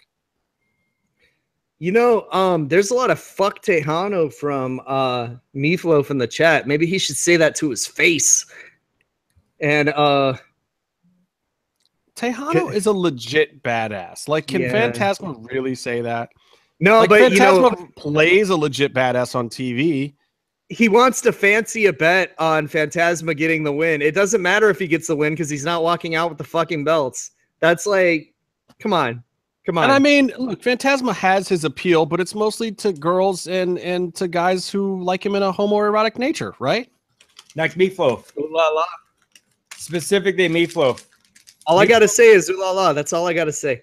But I saw Meatloaf do a live Twitch stream of himself making out with a poster of Eho Del. That's great, Byron. The other thing that we got to tell people, like who I mean, Breezango might be entertaining, but you don't like them unless you really like them. You know what I'm saying? Oh, Breezango's awesome. What are you talking about? They're the fucking fashion police. Come on. Anyway, I don't watch WWE. I don't give a fuck. But I do want to tell you guys, I shouldn't be telling you this while you're watching our stream right now, but they are currently streaming a best of the last 25 years of TripleMania on stream. On Twitch right now, and there's some good shit on there. Not the same choices I would have made, but the choices I would have made probably have really shitty looking footage. And are those in English or are they just the original Spanish commentary? Right now, I was only getting it to work on the Spanish version of the channel. There's 2 channels, so if you go to Twitch when you want to watch this shit and you search for TripleMania, one says TripleMania in English and one says TripleMania in Spanish. Basically, you just pick which one you want. But I was only getting the best of matches to work on the Spanish feed, which makes sense because they didn't fucking record commentary. Right. Oh, and the commentary team is going to be Kevin Gill. Fucking love that guy. And he's doing it with the promoter that he often does commentary for. I forget the guy's name. The name escapes me. No, it's not Kodan. It's a California dude. I can't remember his name, but Kevin Gill's doing it, and I love that guy. PMA, motherfucker. Yeah. Positive mental Gillness. No, that's awesome. And dude, I have to say that and he's no stranger to doing stuff on Twitch. I think he did a couple of the early Wrestle Circuses on Twitch too, which and he does a lot of announcing. He's pretty good, dude, and I like him as a person. You know, he's a cool guy. I don't know what happened with him in Wrestle Circus, if it was just schedule or I know they got a couple other people in there, but his commentary on that stuff was great. So I'd have to maybe he doesn't want to commentate 25-hour long shows. Well, yeah. Who would? But anyway, I do like the Twitch thing. So if you haven't heard, it will be available on Twitch and it's free. Similar to what they were doing with the Wrestle Circus things. I don't know if they're going to be accepting donations or how it's working out, or if Twitch is just doing this because they're trying to find new and exciting ways of launching content. But I have to say there's a few video gamers I'll watch on there. I mean, I probably am more interested in watching DJ on Twitch than I am watching him fight these days. I'm talking about Demetrius Johnson, not Krista Joseph. I'll watch Urban and Demetrius Johnson on Twitch.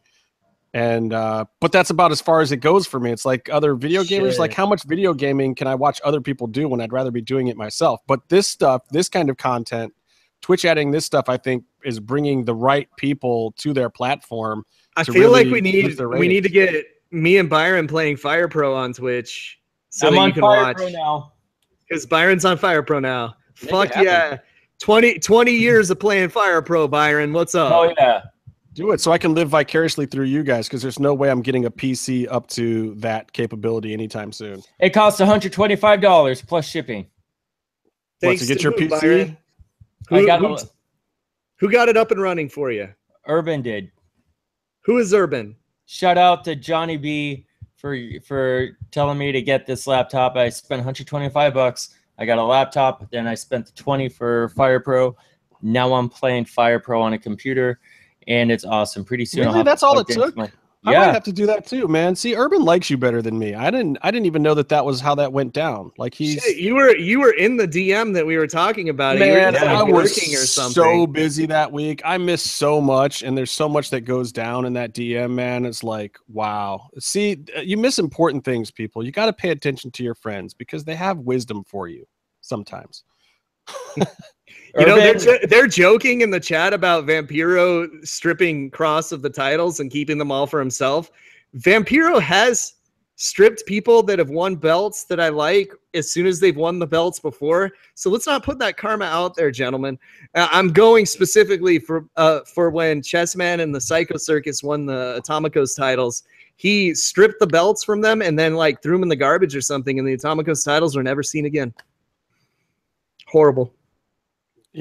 I won't comment on it. I'm just going to say that if the whole thing that we thought was a work that Vampiro did, kudos to him. And I'm happy that DJ is going down there for this thing, because regardless of what you think about this week's Lucha Underground or things that DJ has done in the past, at the very least, you know that he is going to try to make it interesting, that he, out of his own pride, is going to go down there and try to make something exciting happen with that show that people are talking about, because that's what DJ does. Whether he's right or wrong, he tries to get you talking about the shit. And DJ, if you're listening, I will see you at PowerCon, buddy. Don't douchebag me. Show up. But he's gonna no-sell you when you try and start talking to him. He's gonna be like, "Who's?" He's gonna show up with fake Paul Heyman instead and pretend it's you all day. Dude, probably. But he's not gonna know it's me, because I'm gonna be dressed up as fucking Moss Man and sneak up on him, and then just be like, "Cero Miedo," and then he'll be like, "God damn it," and then go home or something. But I do want to say I really hope that Vampiro eventually does do our shows so that I could talk to him about the Graveyard match with the Kiss Demon, because I'm fascinated by that match, you guys.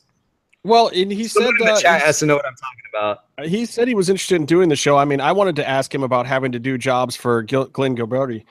I wanted to ask him about the title IC champ. Remember when he said, me mad to this day. I wanted to talk to him about setting Sting on fire. That was pretty amazing. No, that was amazing. And I have so many questions about Wrestling Society X, because I genuinely loved that show, and I'm so sad that it doesn't exist. And I still, as much as I love Lucha Underground, I feel like it's almost a consolation prize to the greatness that was Wrestling Society X. Oh my God. I want to ask him what it's like to tombstone Minnie in a furry suit.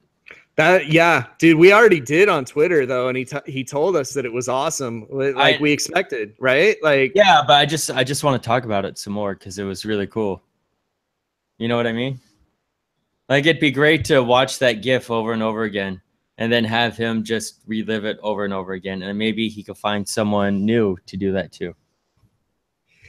Yeah. Oh, did Paul just show up? Did he miss my dickless clown humor? God damn it!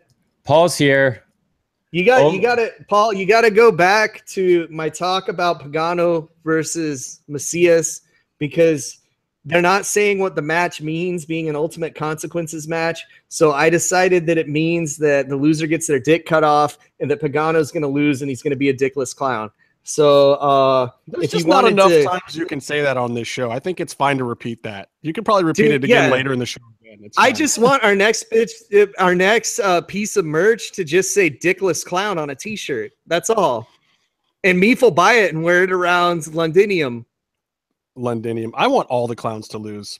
I'm tired of people saying that AAA is just full of a bunch of fucking clowns, because it was pretty literal for a minute there after Pentagon and all those guys left. Yeah, where the fuck's Dave the Clown at, man? Dave the Clown was my favorite clown. He got his job by doing a shoot run-in. That's fucking amazing. I don't know. You got Murder Clown, Death Clown, Upside Down Clown, Stephen King Clown, Pagano Clown, Psycho Clown. Like, how many fucking clowns do you have? Dude, they need a dickless clown, so they have a Clown Exotico, because they don't have a Clown Exotico. I just can't even believe that that's true. At this point in time, there's so many clowns in AAA, there has to be a dickless Exotico clown already. Maybe we just don't know it yet. Maybe we just created their next fucking most famous character ever. God damn it. Paul, is Paul another Ooh La La fan? Is he another Phantasma freak? I hope not. No, dude, he likes cool wrestlers like fucking Macias, bro. Come on.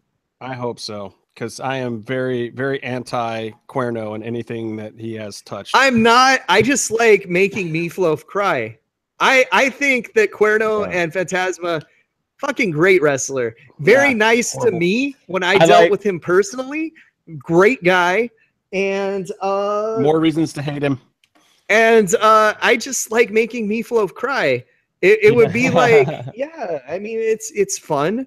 And when he buys our Dickless Clown shirt and wears it around Londinium, I will forgive him for saying Sting is better than The Undertaker, because I said I forgave him. I will never forgive you unless you wear a shirt that says Dickless Clown to all the famous landmarks. And you get a picture with yourself and the Queen, because I'm sure you could just like pay $5 and get a picture with the Queen, right? Like that's how it works. I think Kevin is officially the only guy, not Kevin Cross, but Kevin Flynn is the only guy that wears our stuff to landmarks. Yeah.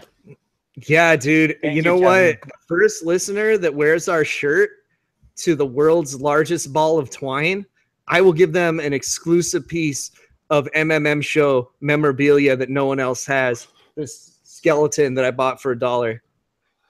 All right, so look, we talked about AAA, we talked about the Browns, we talked about the Cavs, we talked about the skeleton I bought for $1. Invicta, we talked about Dickless Clowns, AAA. We talked about GFW a little bit.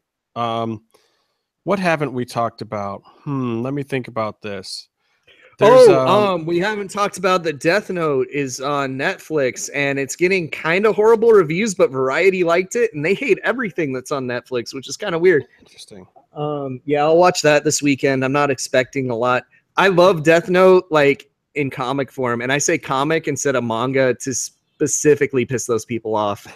And the anime version sucks and fucks everything up. The comic version is amazing and some of the best writing I've ever seen. So we'll see how the movie does. It's got Willem Dafoe in it, and everyone loves Willem Dafoe. He was Jesus once. That's a plus. I'm pretty sure I've seen him as the Green Goblin. Come on. He was in Platoon. Fucking Boondock Saints, bro. Come on. Boondock Saints. Yeah. I know what we haven't talked about. There's this this fighter. You may or may not have ever heard of him. His name is Jon Bones Jones. Jon Bon Jovi is a fighter? Dude, I believe it. Because did I ever tell you, like, I used to go to jiu-jitsu class with Ricky Rocket from Poison, and that he's got to at least be a black belt now. He was like a brown belt then, and that was years ago, and he would ball you up, son. Like, fucking amazing. Amazing. Ricky Rocket, the drummer from Poison. Don't fuck with that guy. So, okay, I gotta ask this. There's nothing I have for that. I gotta ask this about the Jones thing. It's weird. It's weird, guys. It's not that I don't think that John might in fact be a complete piece of shit, but Go ahead. Because Casey predicted it on the podcast 100% accurately. First of all, we have to give Casey his due because at first we thought that I was correct with the results of the fight. And in fact, on my UFC fantasy picks, I actually had round and method and everything of Jon winning absolutely perfectly correct. But in the end, it turns out that Casey's prediction of, can I just say that Jon is going to pop hot and the whole thing is going to disappear and it's going to ruin MMA, was actually more accurate than my prediction. Yeah. Currently. But I have to say it's weird because if you know anything about terbinafol or whatever it's called, it's basically a lean muscle mass enhancer that's great for bodybuilding. It doesn't really give you any strength or speed. It is like the absolute wrong steroid to take for MMA, especially on short notice. And the fact that he didn't pop hot in the July tests, the early July tests on the 5th and 6th or 6th and 7th or whenever that was, and then popped hot on his in-competition test right after the weigh-in is baffling. Because it means that if it's true, not only was Jon Jones doing drugs, but he was doing ones that weren't helpful, that he shouldn't have been doing at that point in time at all. So, like, not only might he be the biggest dummy in the world, he might be the biggest dummy of a dummy's dummy in the world. Like, it might be the stupidest drug use of all time. So, else somebody's fucking with him. So are you saying someone pissed in his piss, Justin? I don't know. I'm very curious to see what happens with the B sample. It's also not really a steroid that you take in conjunction with other steroids. This is a bodybuilder steroid. And the one thing that Jon was trying to do was he had done a lot of legit bodybuilding for a while there and just packing on mass and doing heavy lifting and this, that, and the other thing. But he was also doing it for strength. Like, he was trying to hit big rips and big pulls on heavy weight. He wasn't necessarily trying to bulk up and be huge. And he put on a lot of muscle mass and was trying to cut down. And this would not be the way to do it. It just doesn't make any sense, is what I'm saying. It makes sense for Jon Jones to be a fuck up. Let's just admit that at this point in time. As much as I want to love the guy, this is not the same guy that stopped a mugging the day he won his first belt. This is the other douchebag version that did rails and rails of cocaine afterwards and turned into a human piece of garbage. This is not the same guy anymore. And to see his redemption was great, though on a personal level, I was past the point, of really caring about him on a personal level. I just wanted to see us as fans get back one of the best fighters ever because he was still in his prime and we deserve to see those fights. And I thought the DC fight was great, even up to the knockout. I thought it was a back and forth fight. It was very evenly contested for the most part. And it was a really exciting, interesting fight. And we haven't had a ton of those this year in MMA. MMA this year compared to last year has been on a downtick, clearly. So to hear this news this week that Jon Jones, his A sample popped hot for this, I just don't know what to make of it. And you've got, guys like Bonner and Phil Baroni and these guys talking about how it might be a conspiracy, and a lot of other fighters saying that. And guys who have used in the past too are just baffled of why. And they're all thinking it's a fix because this isn't the drug you would take, and this isn't how you would take the drug if you were taking it. He probably thought it wasn't going to show up as something they were testing for or something incredibly stupid like that. But I mean, this is a former world champ, and even with his time off, he's got money in the bank. Man, you got to pay the right doctors if you're going to cheat. I mean, there's plenty of guys in MMA still cheating. Come on. Dude. Everybody knows it, but you got to think that a guy at this level knows better. And also, with the payday that he was looking at it, fuck it, lose to DC and take the money. Mm-hmm. Like, why cheat now? Was he really worried about losing to DC? Yeah, he was kind of, I mean, come on. So what? Then lose, and then guess what happens after that? You're 1-1, and you get an even bigger money fighter. You're a prize fighter. Keep your eyes on the fucking prize, dude. Speaking of prize fighters, Justin, I have breaking news on the McGregor fucking Mayweather fight, dude. This is amazing. Did you know that Conor McGregor is going into the fight as the linear Brawl for All champion? Because, okay, Bart Gunn won the Brawl for All, okay? Right. Yeah. And then Bart Gunn got fucking murdered by Butterbean. Yeah. Yeah. Butterbean got beat by Genki Sudo. Hmm. Genki Sudo got beat by Dustin Poirier. Conor beat him, okay? Nate Diaz beat Conor, but then he lost it back to Conor. So Conor is now the linear Brawl for All champion. So WWF Brawl for All champion Conor McGregor is defending his Brawl for All championship against Floyd Mayweather. Thank you, God. Deadspin, for the information. All right, Casey, let's talk Mayweather McGregor. Let's give our little preview here. What do you think is going to happen in this fight? We'll go to Casey first, then we'll go to Byron. Okay, I think two things are going to happen. I'm going to fall asleep halfway through watching it, or I'm going to keep running back and forth between AAA and the show, and I'm going to miss, like, Conor getting knocked out. Or I think Floyd... AAA is going to be done before Floyd and Conor actually fight. I think it'll be done during the prelims of the fight because their start times are 3 hours different, right?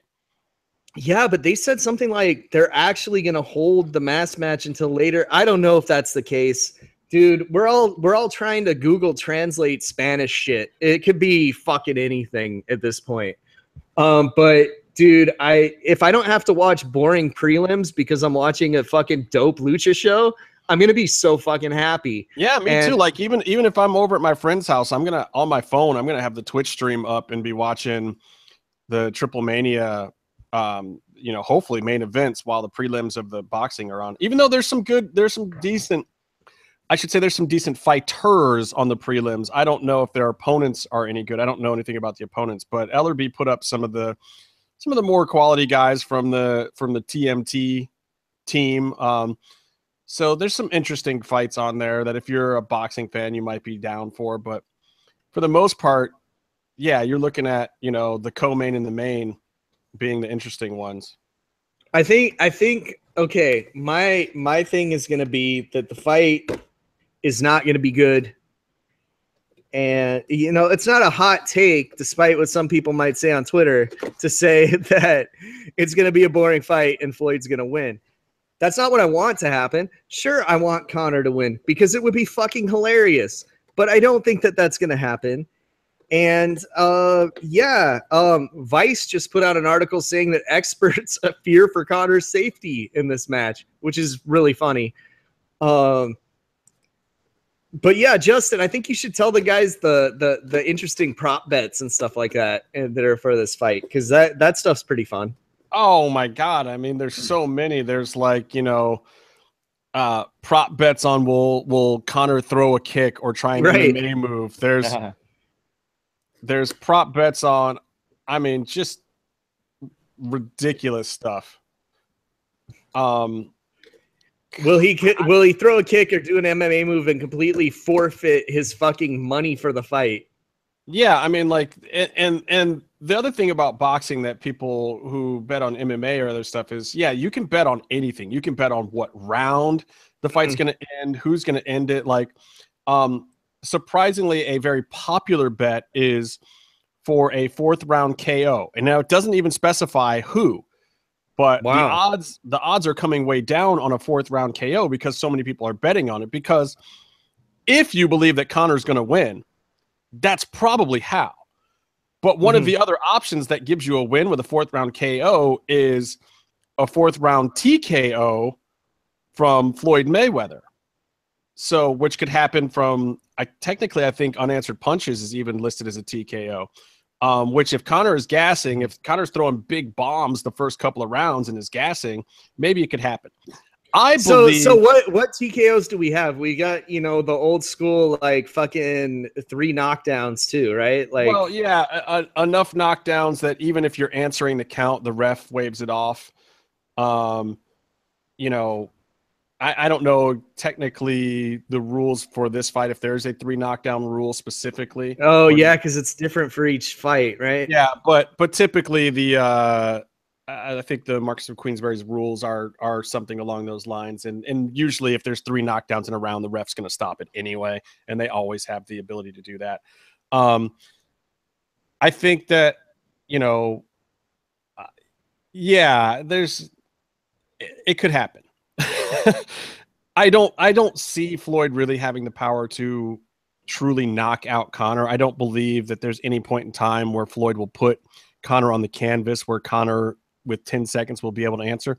And here's the thing where Conor becomes interesting is when you think about some of the stuff he's saying, it's true. He comes from a harder sport in general. Like there's no 10 seconds to get up in MMA. You get knocked down and the guy gets to keep jumping on you and beating you and you have to survive. And this has happened to Conor. And he survives great. I mean, he had some scary moments with Chad Mendez. He had obviously moments with Nate when he lost to him, and even on the rematch. I mean, you know, and back in Cage Rage or wherever he was a 2-belt champion before, he had moments where he's gotten touched before and he's gotten rocked. And unlike in boxing where you get time to shake it off, like imagine you give Conor 10 seconds to shake something off from 8-ounce gloves. That dude's probably going to be fine. Like, with the kind of power that Floyd has, anybody who's predicting a Floyd knockout, I think that is the least likely outcome of all of them. Like, that is the one where I will come on this show next week, and if Floyd knocks out Conor McGregor, I will say I was dead wrong, and I know absolutely nothing about combat sports. I just do not see Floyd at his age, with his power and what he's done with other guys. Don't get me wrong. He's punished some other dudes. He's put some other dudes in some bad spots, and he does have some knockouts. I do not believe that Conor's chin hasn't been weakened or tested or beat upon by anyone either. So he's got, I believe he's still intact in there. His brain's not going to shake around in his head like some fighters who, once they get the button, as they call it, can just go to sleep like, you know, Chuck Liddell had late in his career. It was like, oh my God, this guy's still better than 90% of the dudes out there. But if you touch his chin, he go nighty-night. You know, that just happens to some of these guys after a while, after their brain literally gets looser in their head. There's less stuff in there to keep their brain in place. Conor's not there yet. It's 20-9 and nobody's beat him down yet. He might get there eventually. Not there today. Floyd's not going to put him out. Dude, I've been preparing for this fight like the way that all boxing fans do, and that's by playing Mike Tyson's Punch-Out. Of course. And unfortunately, there's no Irish stereotype fighter to face in that game. And it's making it hard to predict a winner because of it. And I hope that this isn't Floyd's training coming into this fight, playing Mike Tyson's Punch-Out. But I can't wait to see Floyd fight the dude with the turban that teleports, because that guy's fucking bullshit, man. Yeah, that's just wrong. Yeah. Byron, what's your prediction for this fight before I go on and pontificate more about this thing? I'm usually pretty on point about these types of things. I've shown that I have a very clear understanding of the sport of boxing on this podcast, on this day alone. I think that Conor is going to twist his knee in the first round and throw in the towel. and by doing that, he will lose. Solid prediction. That's got to have some pretty good odds on a fucking prop bet, though. That's like, dude, if you hit that one, that's better than Powerball. It's like you put $5 on it and then you get like $10 million. You should just do it. Five houses. Yeah. They'll just give me the building that I made the bet in. Like, you own this. It's like, enjoy the MGM Grand, Byron. Yeah. So I think that one of the other things that people have to consider is how these guys could train for this fight. There's two very difficult things for both of these guys to do, which is to find training partners that can actually emulate what they're fighting against. Now, at least for Conor, he's got 49 videotapes out there that he can watch of Floyd Mayweather doing his thing to see exactly how he does it. Floyd can't do that for Conor. He can do that for MMA, but he can't watch 49 Conor fights to see how Conor is going to fight. There's no way for him to do it. And then you've got, you know, the fact that, and I think this was brilliant, that Conor at this last press conference says it's time for Bruce Lee shit, basically. And Conor, when you think about it, he didn't go to a pure boxing camp for this. He stayed with his MMA guys, And Conor is really coming into this fight as a martial artist. I think he's going to stand weird. He's going to try to throw weird angles. He's going to do looping strange punches. He's going to try to do, you know, these weird uppercut jab things that MMA guys do. I think he's going to actually try to use MMA style boxing to his advantage simply because of the fact that Floyd hasn't seen those looks. Hold on, can you Superman? God damn it! No, you can't. Why not, Justin? Well, actually, no, you can. You can. You shouldn't, the point of a because you'll Superman slip. punch though is to fake a knee, so Which doesn't work. Yeah. When you know that the guy can't hit you with a knee, I don't know that helps. But you just mentioned Bruce Lee, and it made me look up the reviews of the Bruce Lee movie that comes out this weekend, and I want to say, suck my dick, Vince McMahon. How about that? 23% on Rotten Tomatoes. Fuck you. So it's not good. You know how much I like Bruce Lee? A lot more than I like fucking Vince McMahon. Let's put it that way. I don't know. So the way I see the fight going down is there's a couple outcomes. I'll tell you the ones where I'm putting my money where my mouth is. I'm going for Conor loses in the 6th round to unanswered punches. Conor wins in the 4th round by knockout. Those are my 2 prop bet predictions. If you're just playing the straight money, you got to pick Floyd. If you're just picking a winner, if you're not going for some long odds to try to make some big bucks. Okay. You know what? Want a winner, pick Floyd. I don't know if it goes the full distance. There's no way that Conor wins. Like, how do I permanently ban Miflo from our chat room and from the podcast? He said that Jet Li is better than Bruce Lee. You know what? Whoa. He did what now? You know what? That's an official 3-way ban from the podcast, and no crayons are gonna fix it. Oh, yeah. That's bad, man. That's really far up there. That's really bad. That's almost as bad as saying like bitch ass Jackie Chan, man. Come on. Like, look, Jet Li is entertaining, but Bruce Lee transcended all of martial arts. Like there could be no Jet Li without Bruce Lee. So how could you even say that? You know what? I bet that if he told Phantasma what he thought about that, he would stop talking to him. And I don't even know if he likes Bruce Lee. I think even Meef's heroes would be very disappointed in that one. We'll give Meef a chance to try to fix this situation. No. There's no fixing this. It's done. Meef needs to draw Bruce Lee's crotch with crayons. No. See, people think I'm crazy, but I'm telling you, driving on the wrong side of the road warps your brain, man. It you does. just start to think backwards after a while. It's all that not being able to have fucking high fructose corn syrup in your food just makes you like fucking inbred or something. I don't know. It's something's wrong. So Byron, yeah.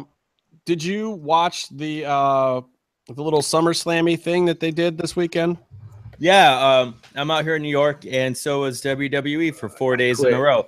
I did not watch SmackDown, but I watched TakeOver. I watched part of SmackDown. I saw a certain debut.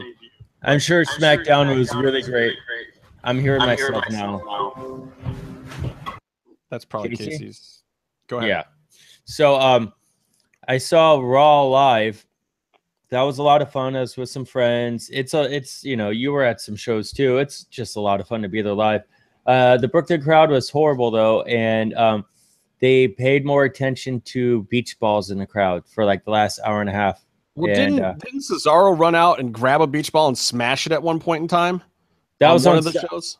SummerSlam. And then they still did it after that? More? There were like 10 beach balls during Raw. And it was really bad. It was super annoying because you're there for a show and like Finn Balor and Jason Jordan are having a match and no one cares. They are playing with beach balls instead. It was awful. And even went to the main event. But the show. All right, so let's start back with NXT TakeOver real quick. We don't need to get into the whole show, but so NXT was the best show of the weekend. As usual, right? As usual, and also like they get to go out and do whatever they want, and they really like set the bar really high, and then Now, is that because 2/3 of their actual regular television shows kind of suck? Do they just have an easier time of putting together a good show since they only have to do really one every 2 or 3 months? Yeah, I mean, TakeOver was 2 hours, I believe, and then you have pre-show on top of that. But also, those shows are more like wrestling shows as well. They haven't been really geared towards where SmackDown and Raw are television programs. Well, I like the weird sanity swerving things going on. Johnny Gargano still completely over. Cleveland homeboy. Johnny Wrestling was cool. I loved his match with Cien Almas, and I love how they got Cien Almas to win. They kept Gargano doing his thing with Ciampa, even though Ciampa wasn't even there because his ankle was just utterly destroyed. And also it was a great match, and Cien Almas got a win, which he hasn't done. And don't they have to now? I mean, even with the new guys coming in and everything, don't they have to put Gargano at the top of the card? I mean, isn't he the next guy really? He's doing his thing with Ciampa, so I don't know if he necessarily. Yeah, but I mean, okay, so you run that through one more takeover, but I figure by 2 takeovers from now, it's got to be Gargano at the top of the card. It has to be. Well, yeah, I mean, we thought that those guys were going to be called up. I mean, Puma won't be there yet, so there'll still be time. Yeah, I thought after the last one they were going to get called up, and then they're doing their own feud right now, which is great. But it depends on when Ciampa's coming back with his ankle. Which you want them to get called up though? I don't think I ever want them to get called up. I think Gargano's the guy you prop up at the top of NXT and leave him there for a year. Well, I thought they were when they lost the tag match, right? Which is the trend in NXT, like Bobby Roode and SmackDown and everyone else. They lose the title, they lose the big match at TakeOver, then they're on a big show Monday or Tuesday. Okay, but so let's talk about that. So you have Asuka go over, Bobby Roode lose, and now they're both getting called up? Mm-hmm. Yeah, Asuka is a very special occasion for them, and I think they hold her in super high regard. So there's a report that when they last took the women's division, promoted them, Triple H asked that they keep Asuka down as kind of like their Brock Lesnar. She sold tickets, you know, and also just propped up the division, propped up the show, like she was the big draw. So I could see why they would have her be undefeated. But I also think they lost out on an opportunity to have Ember Moon win, or to have someone else get that rub.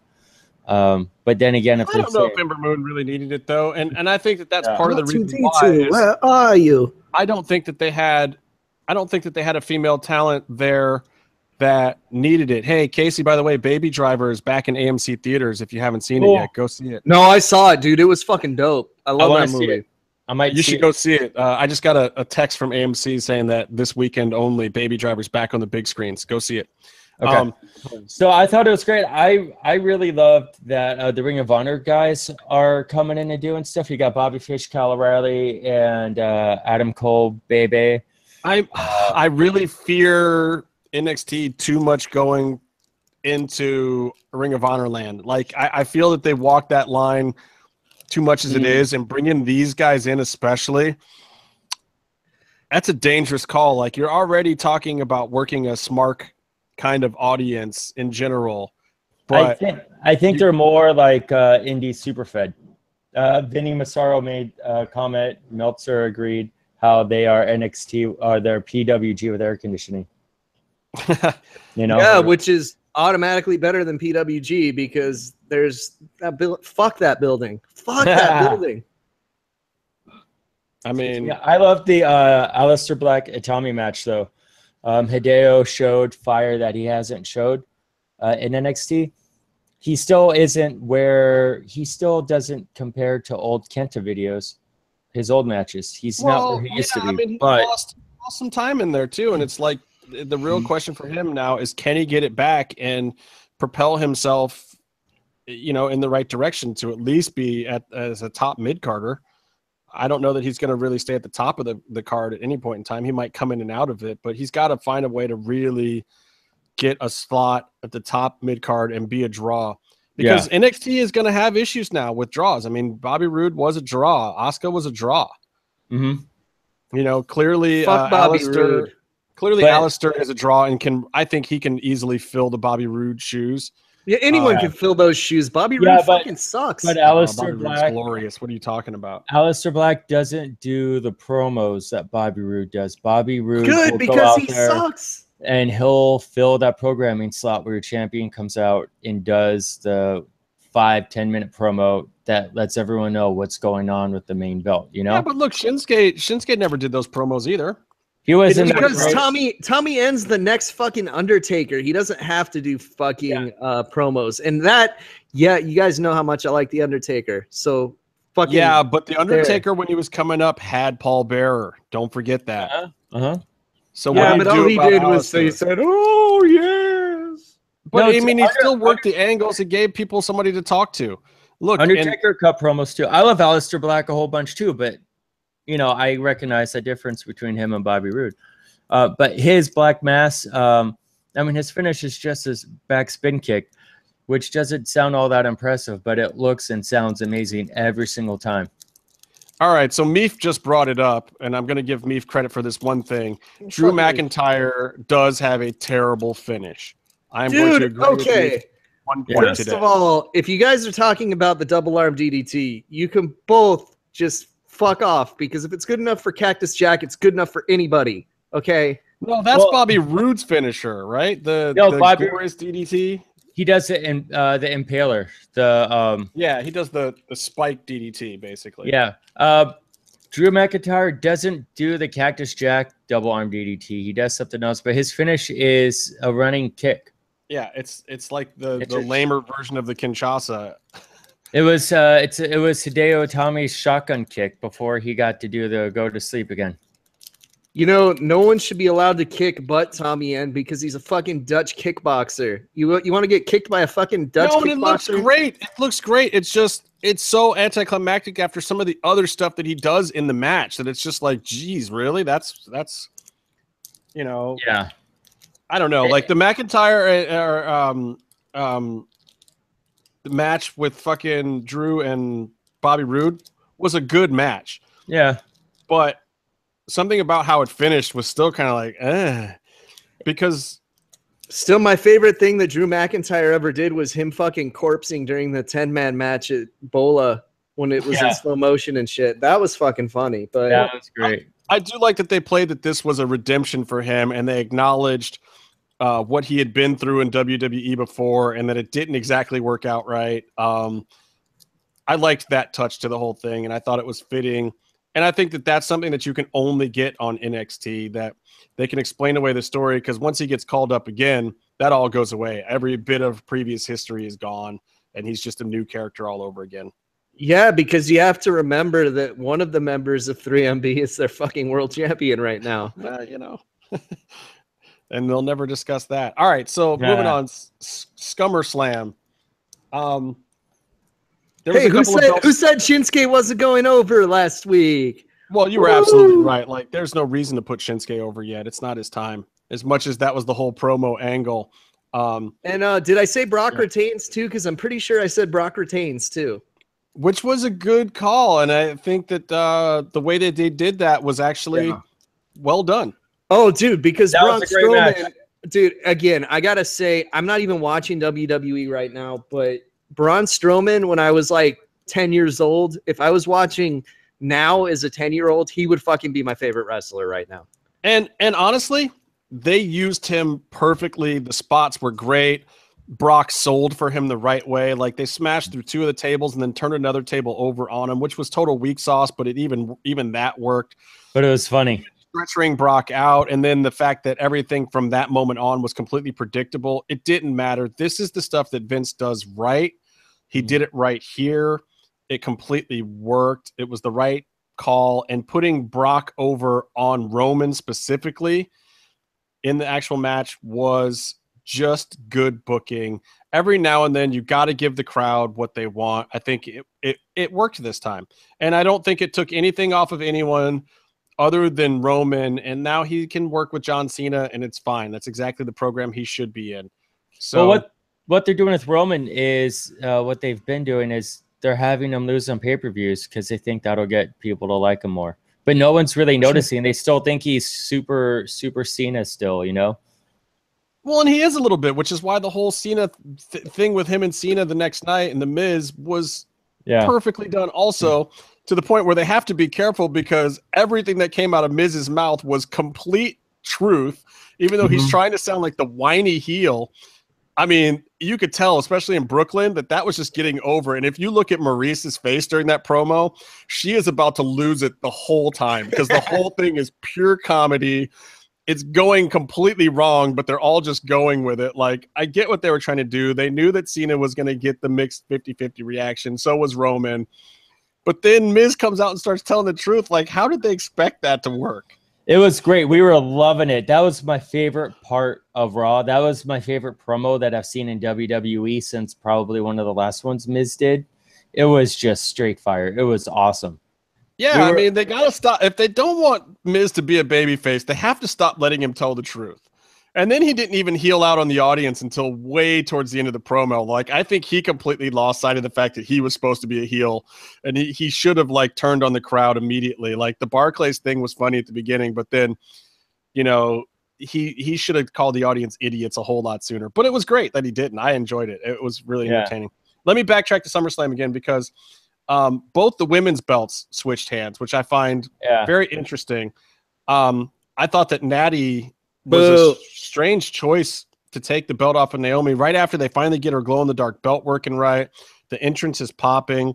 Not that I feel like she deserved to hold the belt a second longer, because I really don't. I don't think she's there yet, but at the same time, it was working. So I have to question why WWE is doing this and if this is some kind of long-term thing, because they've hotshotted these women's belts around a lot. And I just felt like it was a natural progression to have her hold on to it for a long time and then have Carmella take it off of her, as much as that wouldn't have been a surprise. You know what they might have been looking towards? They may have Asuka may be coming up to SmackDown and she may be taking the belt. And so they have her take it off a heel instead of off of Naomi.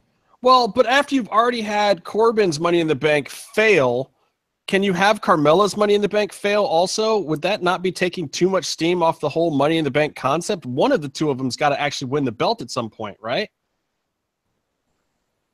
I don't know. I thought the whole Corbin thing was funny because that whole thing was pretty much his career getting ended. That was great. I mean, I think he's still got a future, and I think that they'll do him a favor at some other point in time after doing this. But it was, I thought that was the right thing to do with the Baron Corbin thing. I think they tried it. It didn't quite get the reaction that they wanted. It wasn't going to go anywhere. You can't put the strap on him. The gender experiment is too important. So you have to job him out to it, and you might as well get some comedy out of it being almost a mirror image of it and give his character a reason for being bitter moving forward.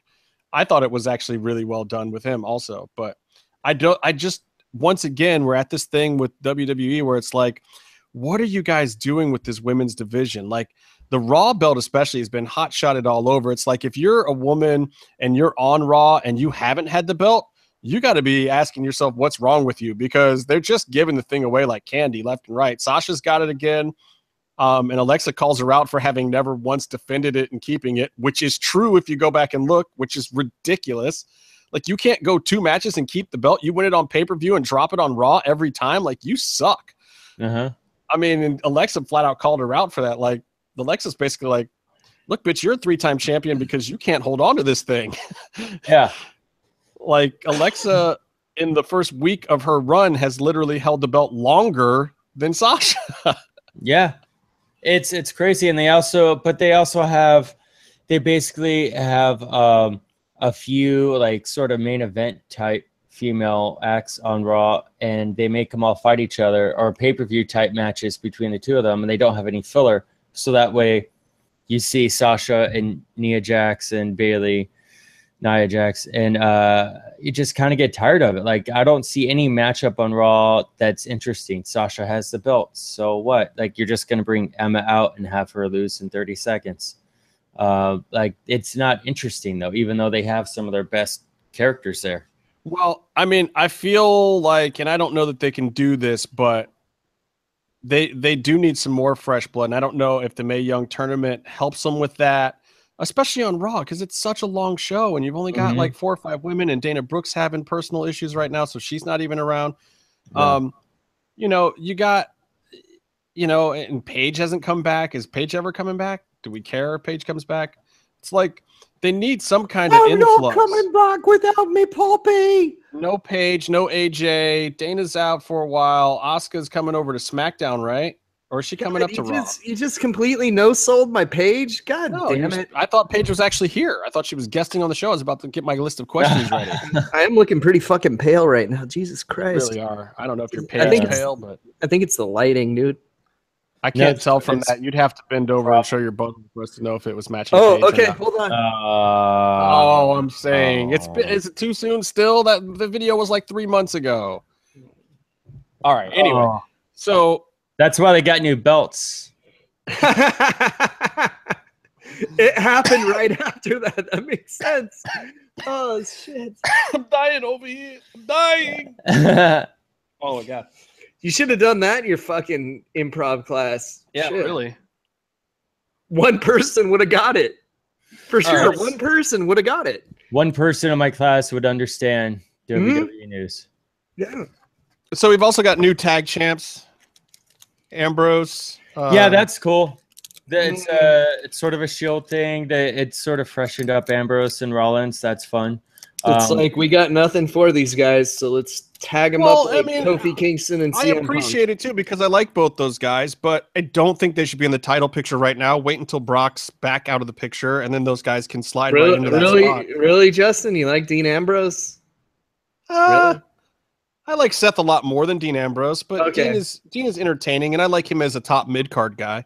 I like Dean, but I think he kind of figured out that he can just go super soft because WWE doesn't really get him, and that's what he does. I think Dean's like Son of Havoc for me, where it's his fans that are turning me off of Dean Ambrose. Well, I don't pay attention to the Tumblr page. It's dedicated to Dean and dedicated to Renee in a different way. Dedicated to cutting off Renee's head and living inside her body.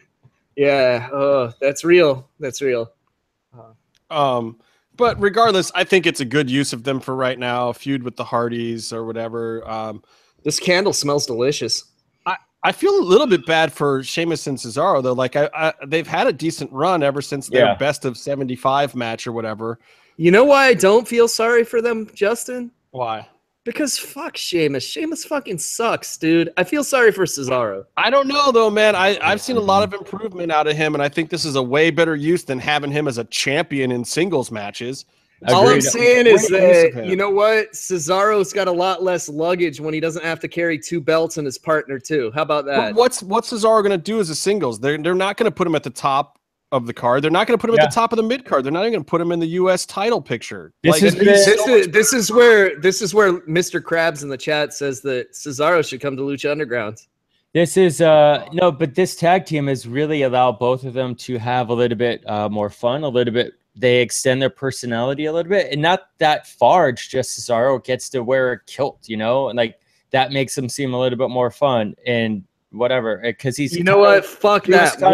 One man should have been able to wear a kilt. And then Sheamus gets to, you know, if he's friendly to a guy we like, now all of a sudden now we have a little bit of more of a connection with this guy who just kind of act like a dick the whole time, even when we're supposed to cheer him. And so it's just a little bit bridging them together. And now it's like, yeah, it works. And they're also both really good and tough in the ring. And so you enjoy that. They probably legitimately beat people up. And then, you know, the swing and the fucking kick. But there's also here's a problem with WWE. There's not enough belts at times, believe it or not. There's too many belts, and there's also not enough belts. Because what do you do with these guys now? They've had this tag team run. They've gone back and forth with the Hardys and, you know, with the club and you know, they can't just do that now with Ambrose and Rollins. Like, it's not going to work. They can't stay in that picture forever. So is there a world where you could ever see 2 guys like this going down to NXT and it not being looked at as a demotion? Because I think that those 2 guys, if they were in NXT, would be gangbusters. They would pack, and the fans would get to appreciate them for what they really are. And I think they could almost have better careers than being lost in the mid-card muckety muck of Raw. Like, where's the club right now? I would say those guys do were like it, the biggest thing in the but world 3 years ago, and now they're just lost in mid-card tag hell on Raw. They already did this with Cesaro once, is the problem. Yeah. It was great, though. It was really good when they did that. But they are talking about sending some main roster talent down to NXT again. But I think it's got to be big names like that, like these guys, like Sheamus, who's a former world champion, and these guys who are tag champions. Like, send down some guys with some actual credibility so that it doesn't just look like some kind of shitty demotion, and then let them be at the top, and let the new guys coming in have to take these guys on as the veterans and the guys who know. And then occasionally bring them back up, or leave them down there for 5-6 months and bring them back up and put them back in the title or picture. fire Dolph Ziggler and Sheamus. How about that? How about fire Dolph Ziggler and Sheamus? You could send these guys down to Orlando for 1 week, and then get a month of programming, and then put them back on the road. And then you say, Dolph, we would like to wish Dolph Ziggler the best in his future endeavors. It's mega death, not mega death with an A, you fucking poser. How about that? He blamed it on his seamstress, by the way. Yeah, he blames a lot of things on people. Nothing shitty in his career is because he's horrible at everything. I don't know. So I just don't know what you do with those guys, but I liked Ambrose and Rollins getting those belts. I felt like it just worked. I think I don't know. I think what you're talking about is a good idea in general. I don't think specifically these two are there right now. I think they still get to do their rematch program for the next pay-per-view cycle. Also, the one really big thing that happened on Raw is they hot-shotted Hardys versus Shield. I don't think they should have. It was a great match, clean finish. It was awesome, but I don't think they should have hot-shotted that on a shitty-ass Brooklyn crowd after SummerSlam. I don't know that I'd really call that hot-shotting. I mean, I just feel like we know that those guys were credible and in the title picture, and if you're going to make Rollins and Ambrose a tag team and make them a credible tag team, that's a good place to start. And then, I mean, because eventually the storyline is going to end up being the tension between those two guys. And then, they got to be looking at the full Shield reunion, trying to figure out what to do with Roman at this point. I wonder if there's a from now until March program that they have sort of sketched out between the three of them. With the Hardys, Sheamus and Cesaro, and those guys, or you're talking about with Roman? With Roman and the Shield, like now they got the two guys doing their thing. Now, you have to somehow figure out how Roman plays into it. Would be smart. And look, WWE is going into their down period where they get beat up by Monday Night Football. The big stars are usually gone at this time of year, and they've got to do some stuff to shake it up. Like bringing Cena over to Raw as part of it, figuring out the Roman equation is going to be part of it. And now's their time to play a little bit. Now's when they're going to experiment. And this is actually usually when it's more interesting. They got to solve the Finn Balor riddle. They got to figure out the Shinsuke riddle, two things that are stumping them right now. Like Shinsuke's mic work is killing them. They don't know quite what to do. Like the entrance gets over, the matches are fine, but they're having trouble figuring out programs for him. And it's obvious. They don't know how to do it because they're writers trying to figure it out, and they can't write for the guy. All they can do is put him out there and let him wrestle, and they're not NXT. They don't know how to make that work. Finn Balor is similar situation. You've got these guys who are huge on NXT. They clearly have a following. They're popping crowds. They're selling merch, but they don't know how to work the storylines because Finn's not that great on a microphone. He's not, nor does he need to be because he's fucking over.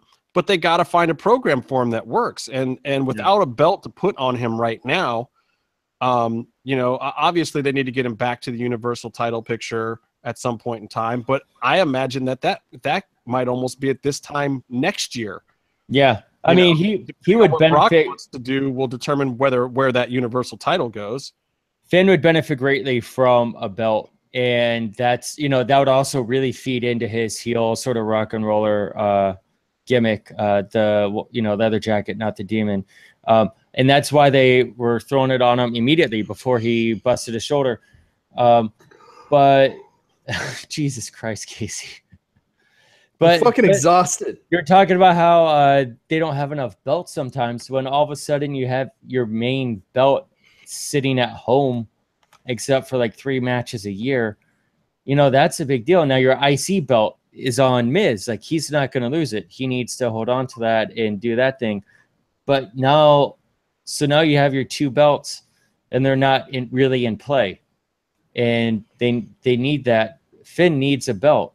I mean, I gotta imagine that Brock drops on a Raw sometime in the near future, or they find a reason to strip him, or some storyline. I can't imagine that through the fall, between now and Royal Rumble, there's just no.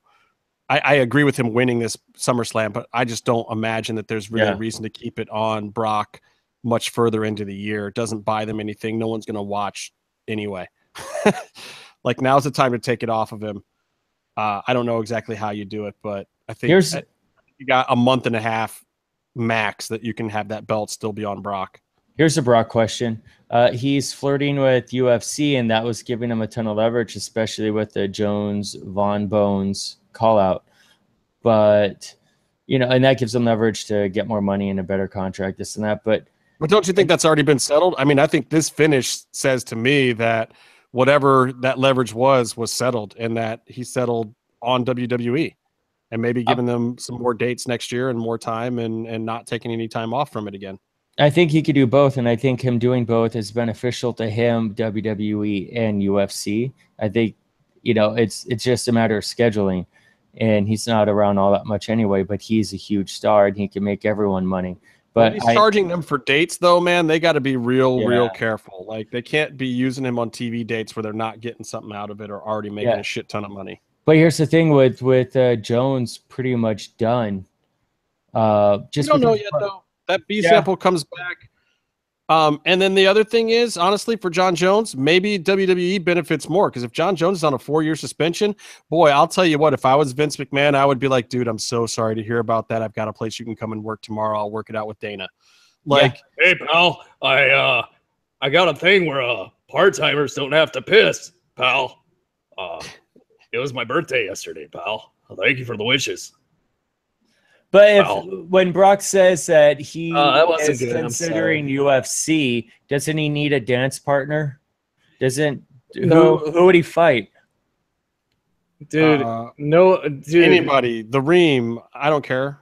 The fucking Reem, a Juice versus Juice match. Well, and there's still chance for there to be a Juice versus Juice match with Jones and Lesnar too. Don't think that there's not some kind of backdoor release that Jones could get out of UFC and then go over to Japan or someplace else and have a Juice versus Juice match.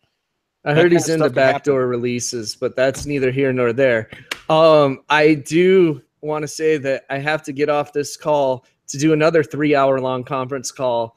So I think we should wrap up the WWE so that me and my buddy Zach, the Z-Man, can work on our script. You guys need to do that. I'm pretty much wrapped up on everything anyway. Yeah, me too. You got anything else?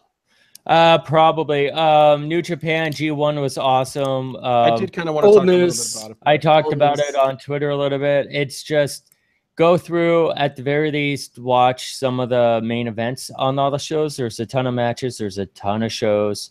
But the last few are amazing. Also, I think I loved how Suzuki really brought out and put over a lot of pretty much everyone he was against, especially all the young boys that he beat the hell out of after matches. Juice, I think this was his big coming out party. He got a few wins, but he also really showed who he was, brought his personality out, said he was going to have half Japanese babies. He did really well, and he also kind of maybe got a little too excited. But it was great. And you have the third Okada Omega match, which you have to watch. And then the next night, Omega and Naito, definitely watch that. Naito is your G1 champion. So your G1 winner. Oh, thanks for the spoilers, dick face. I didn't even. It happened 2 weeks ago. It sure did. It's exciting stuff. I've been kind of watching a little bit, and I won't say how. Well, don't you have my New Japan? I don't. Hey, dude, you made me pay for that shit myself, you asshole. You had a can login for me? Fucking dick.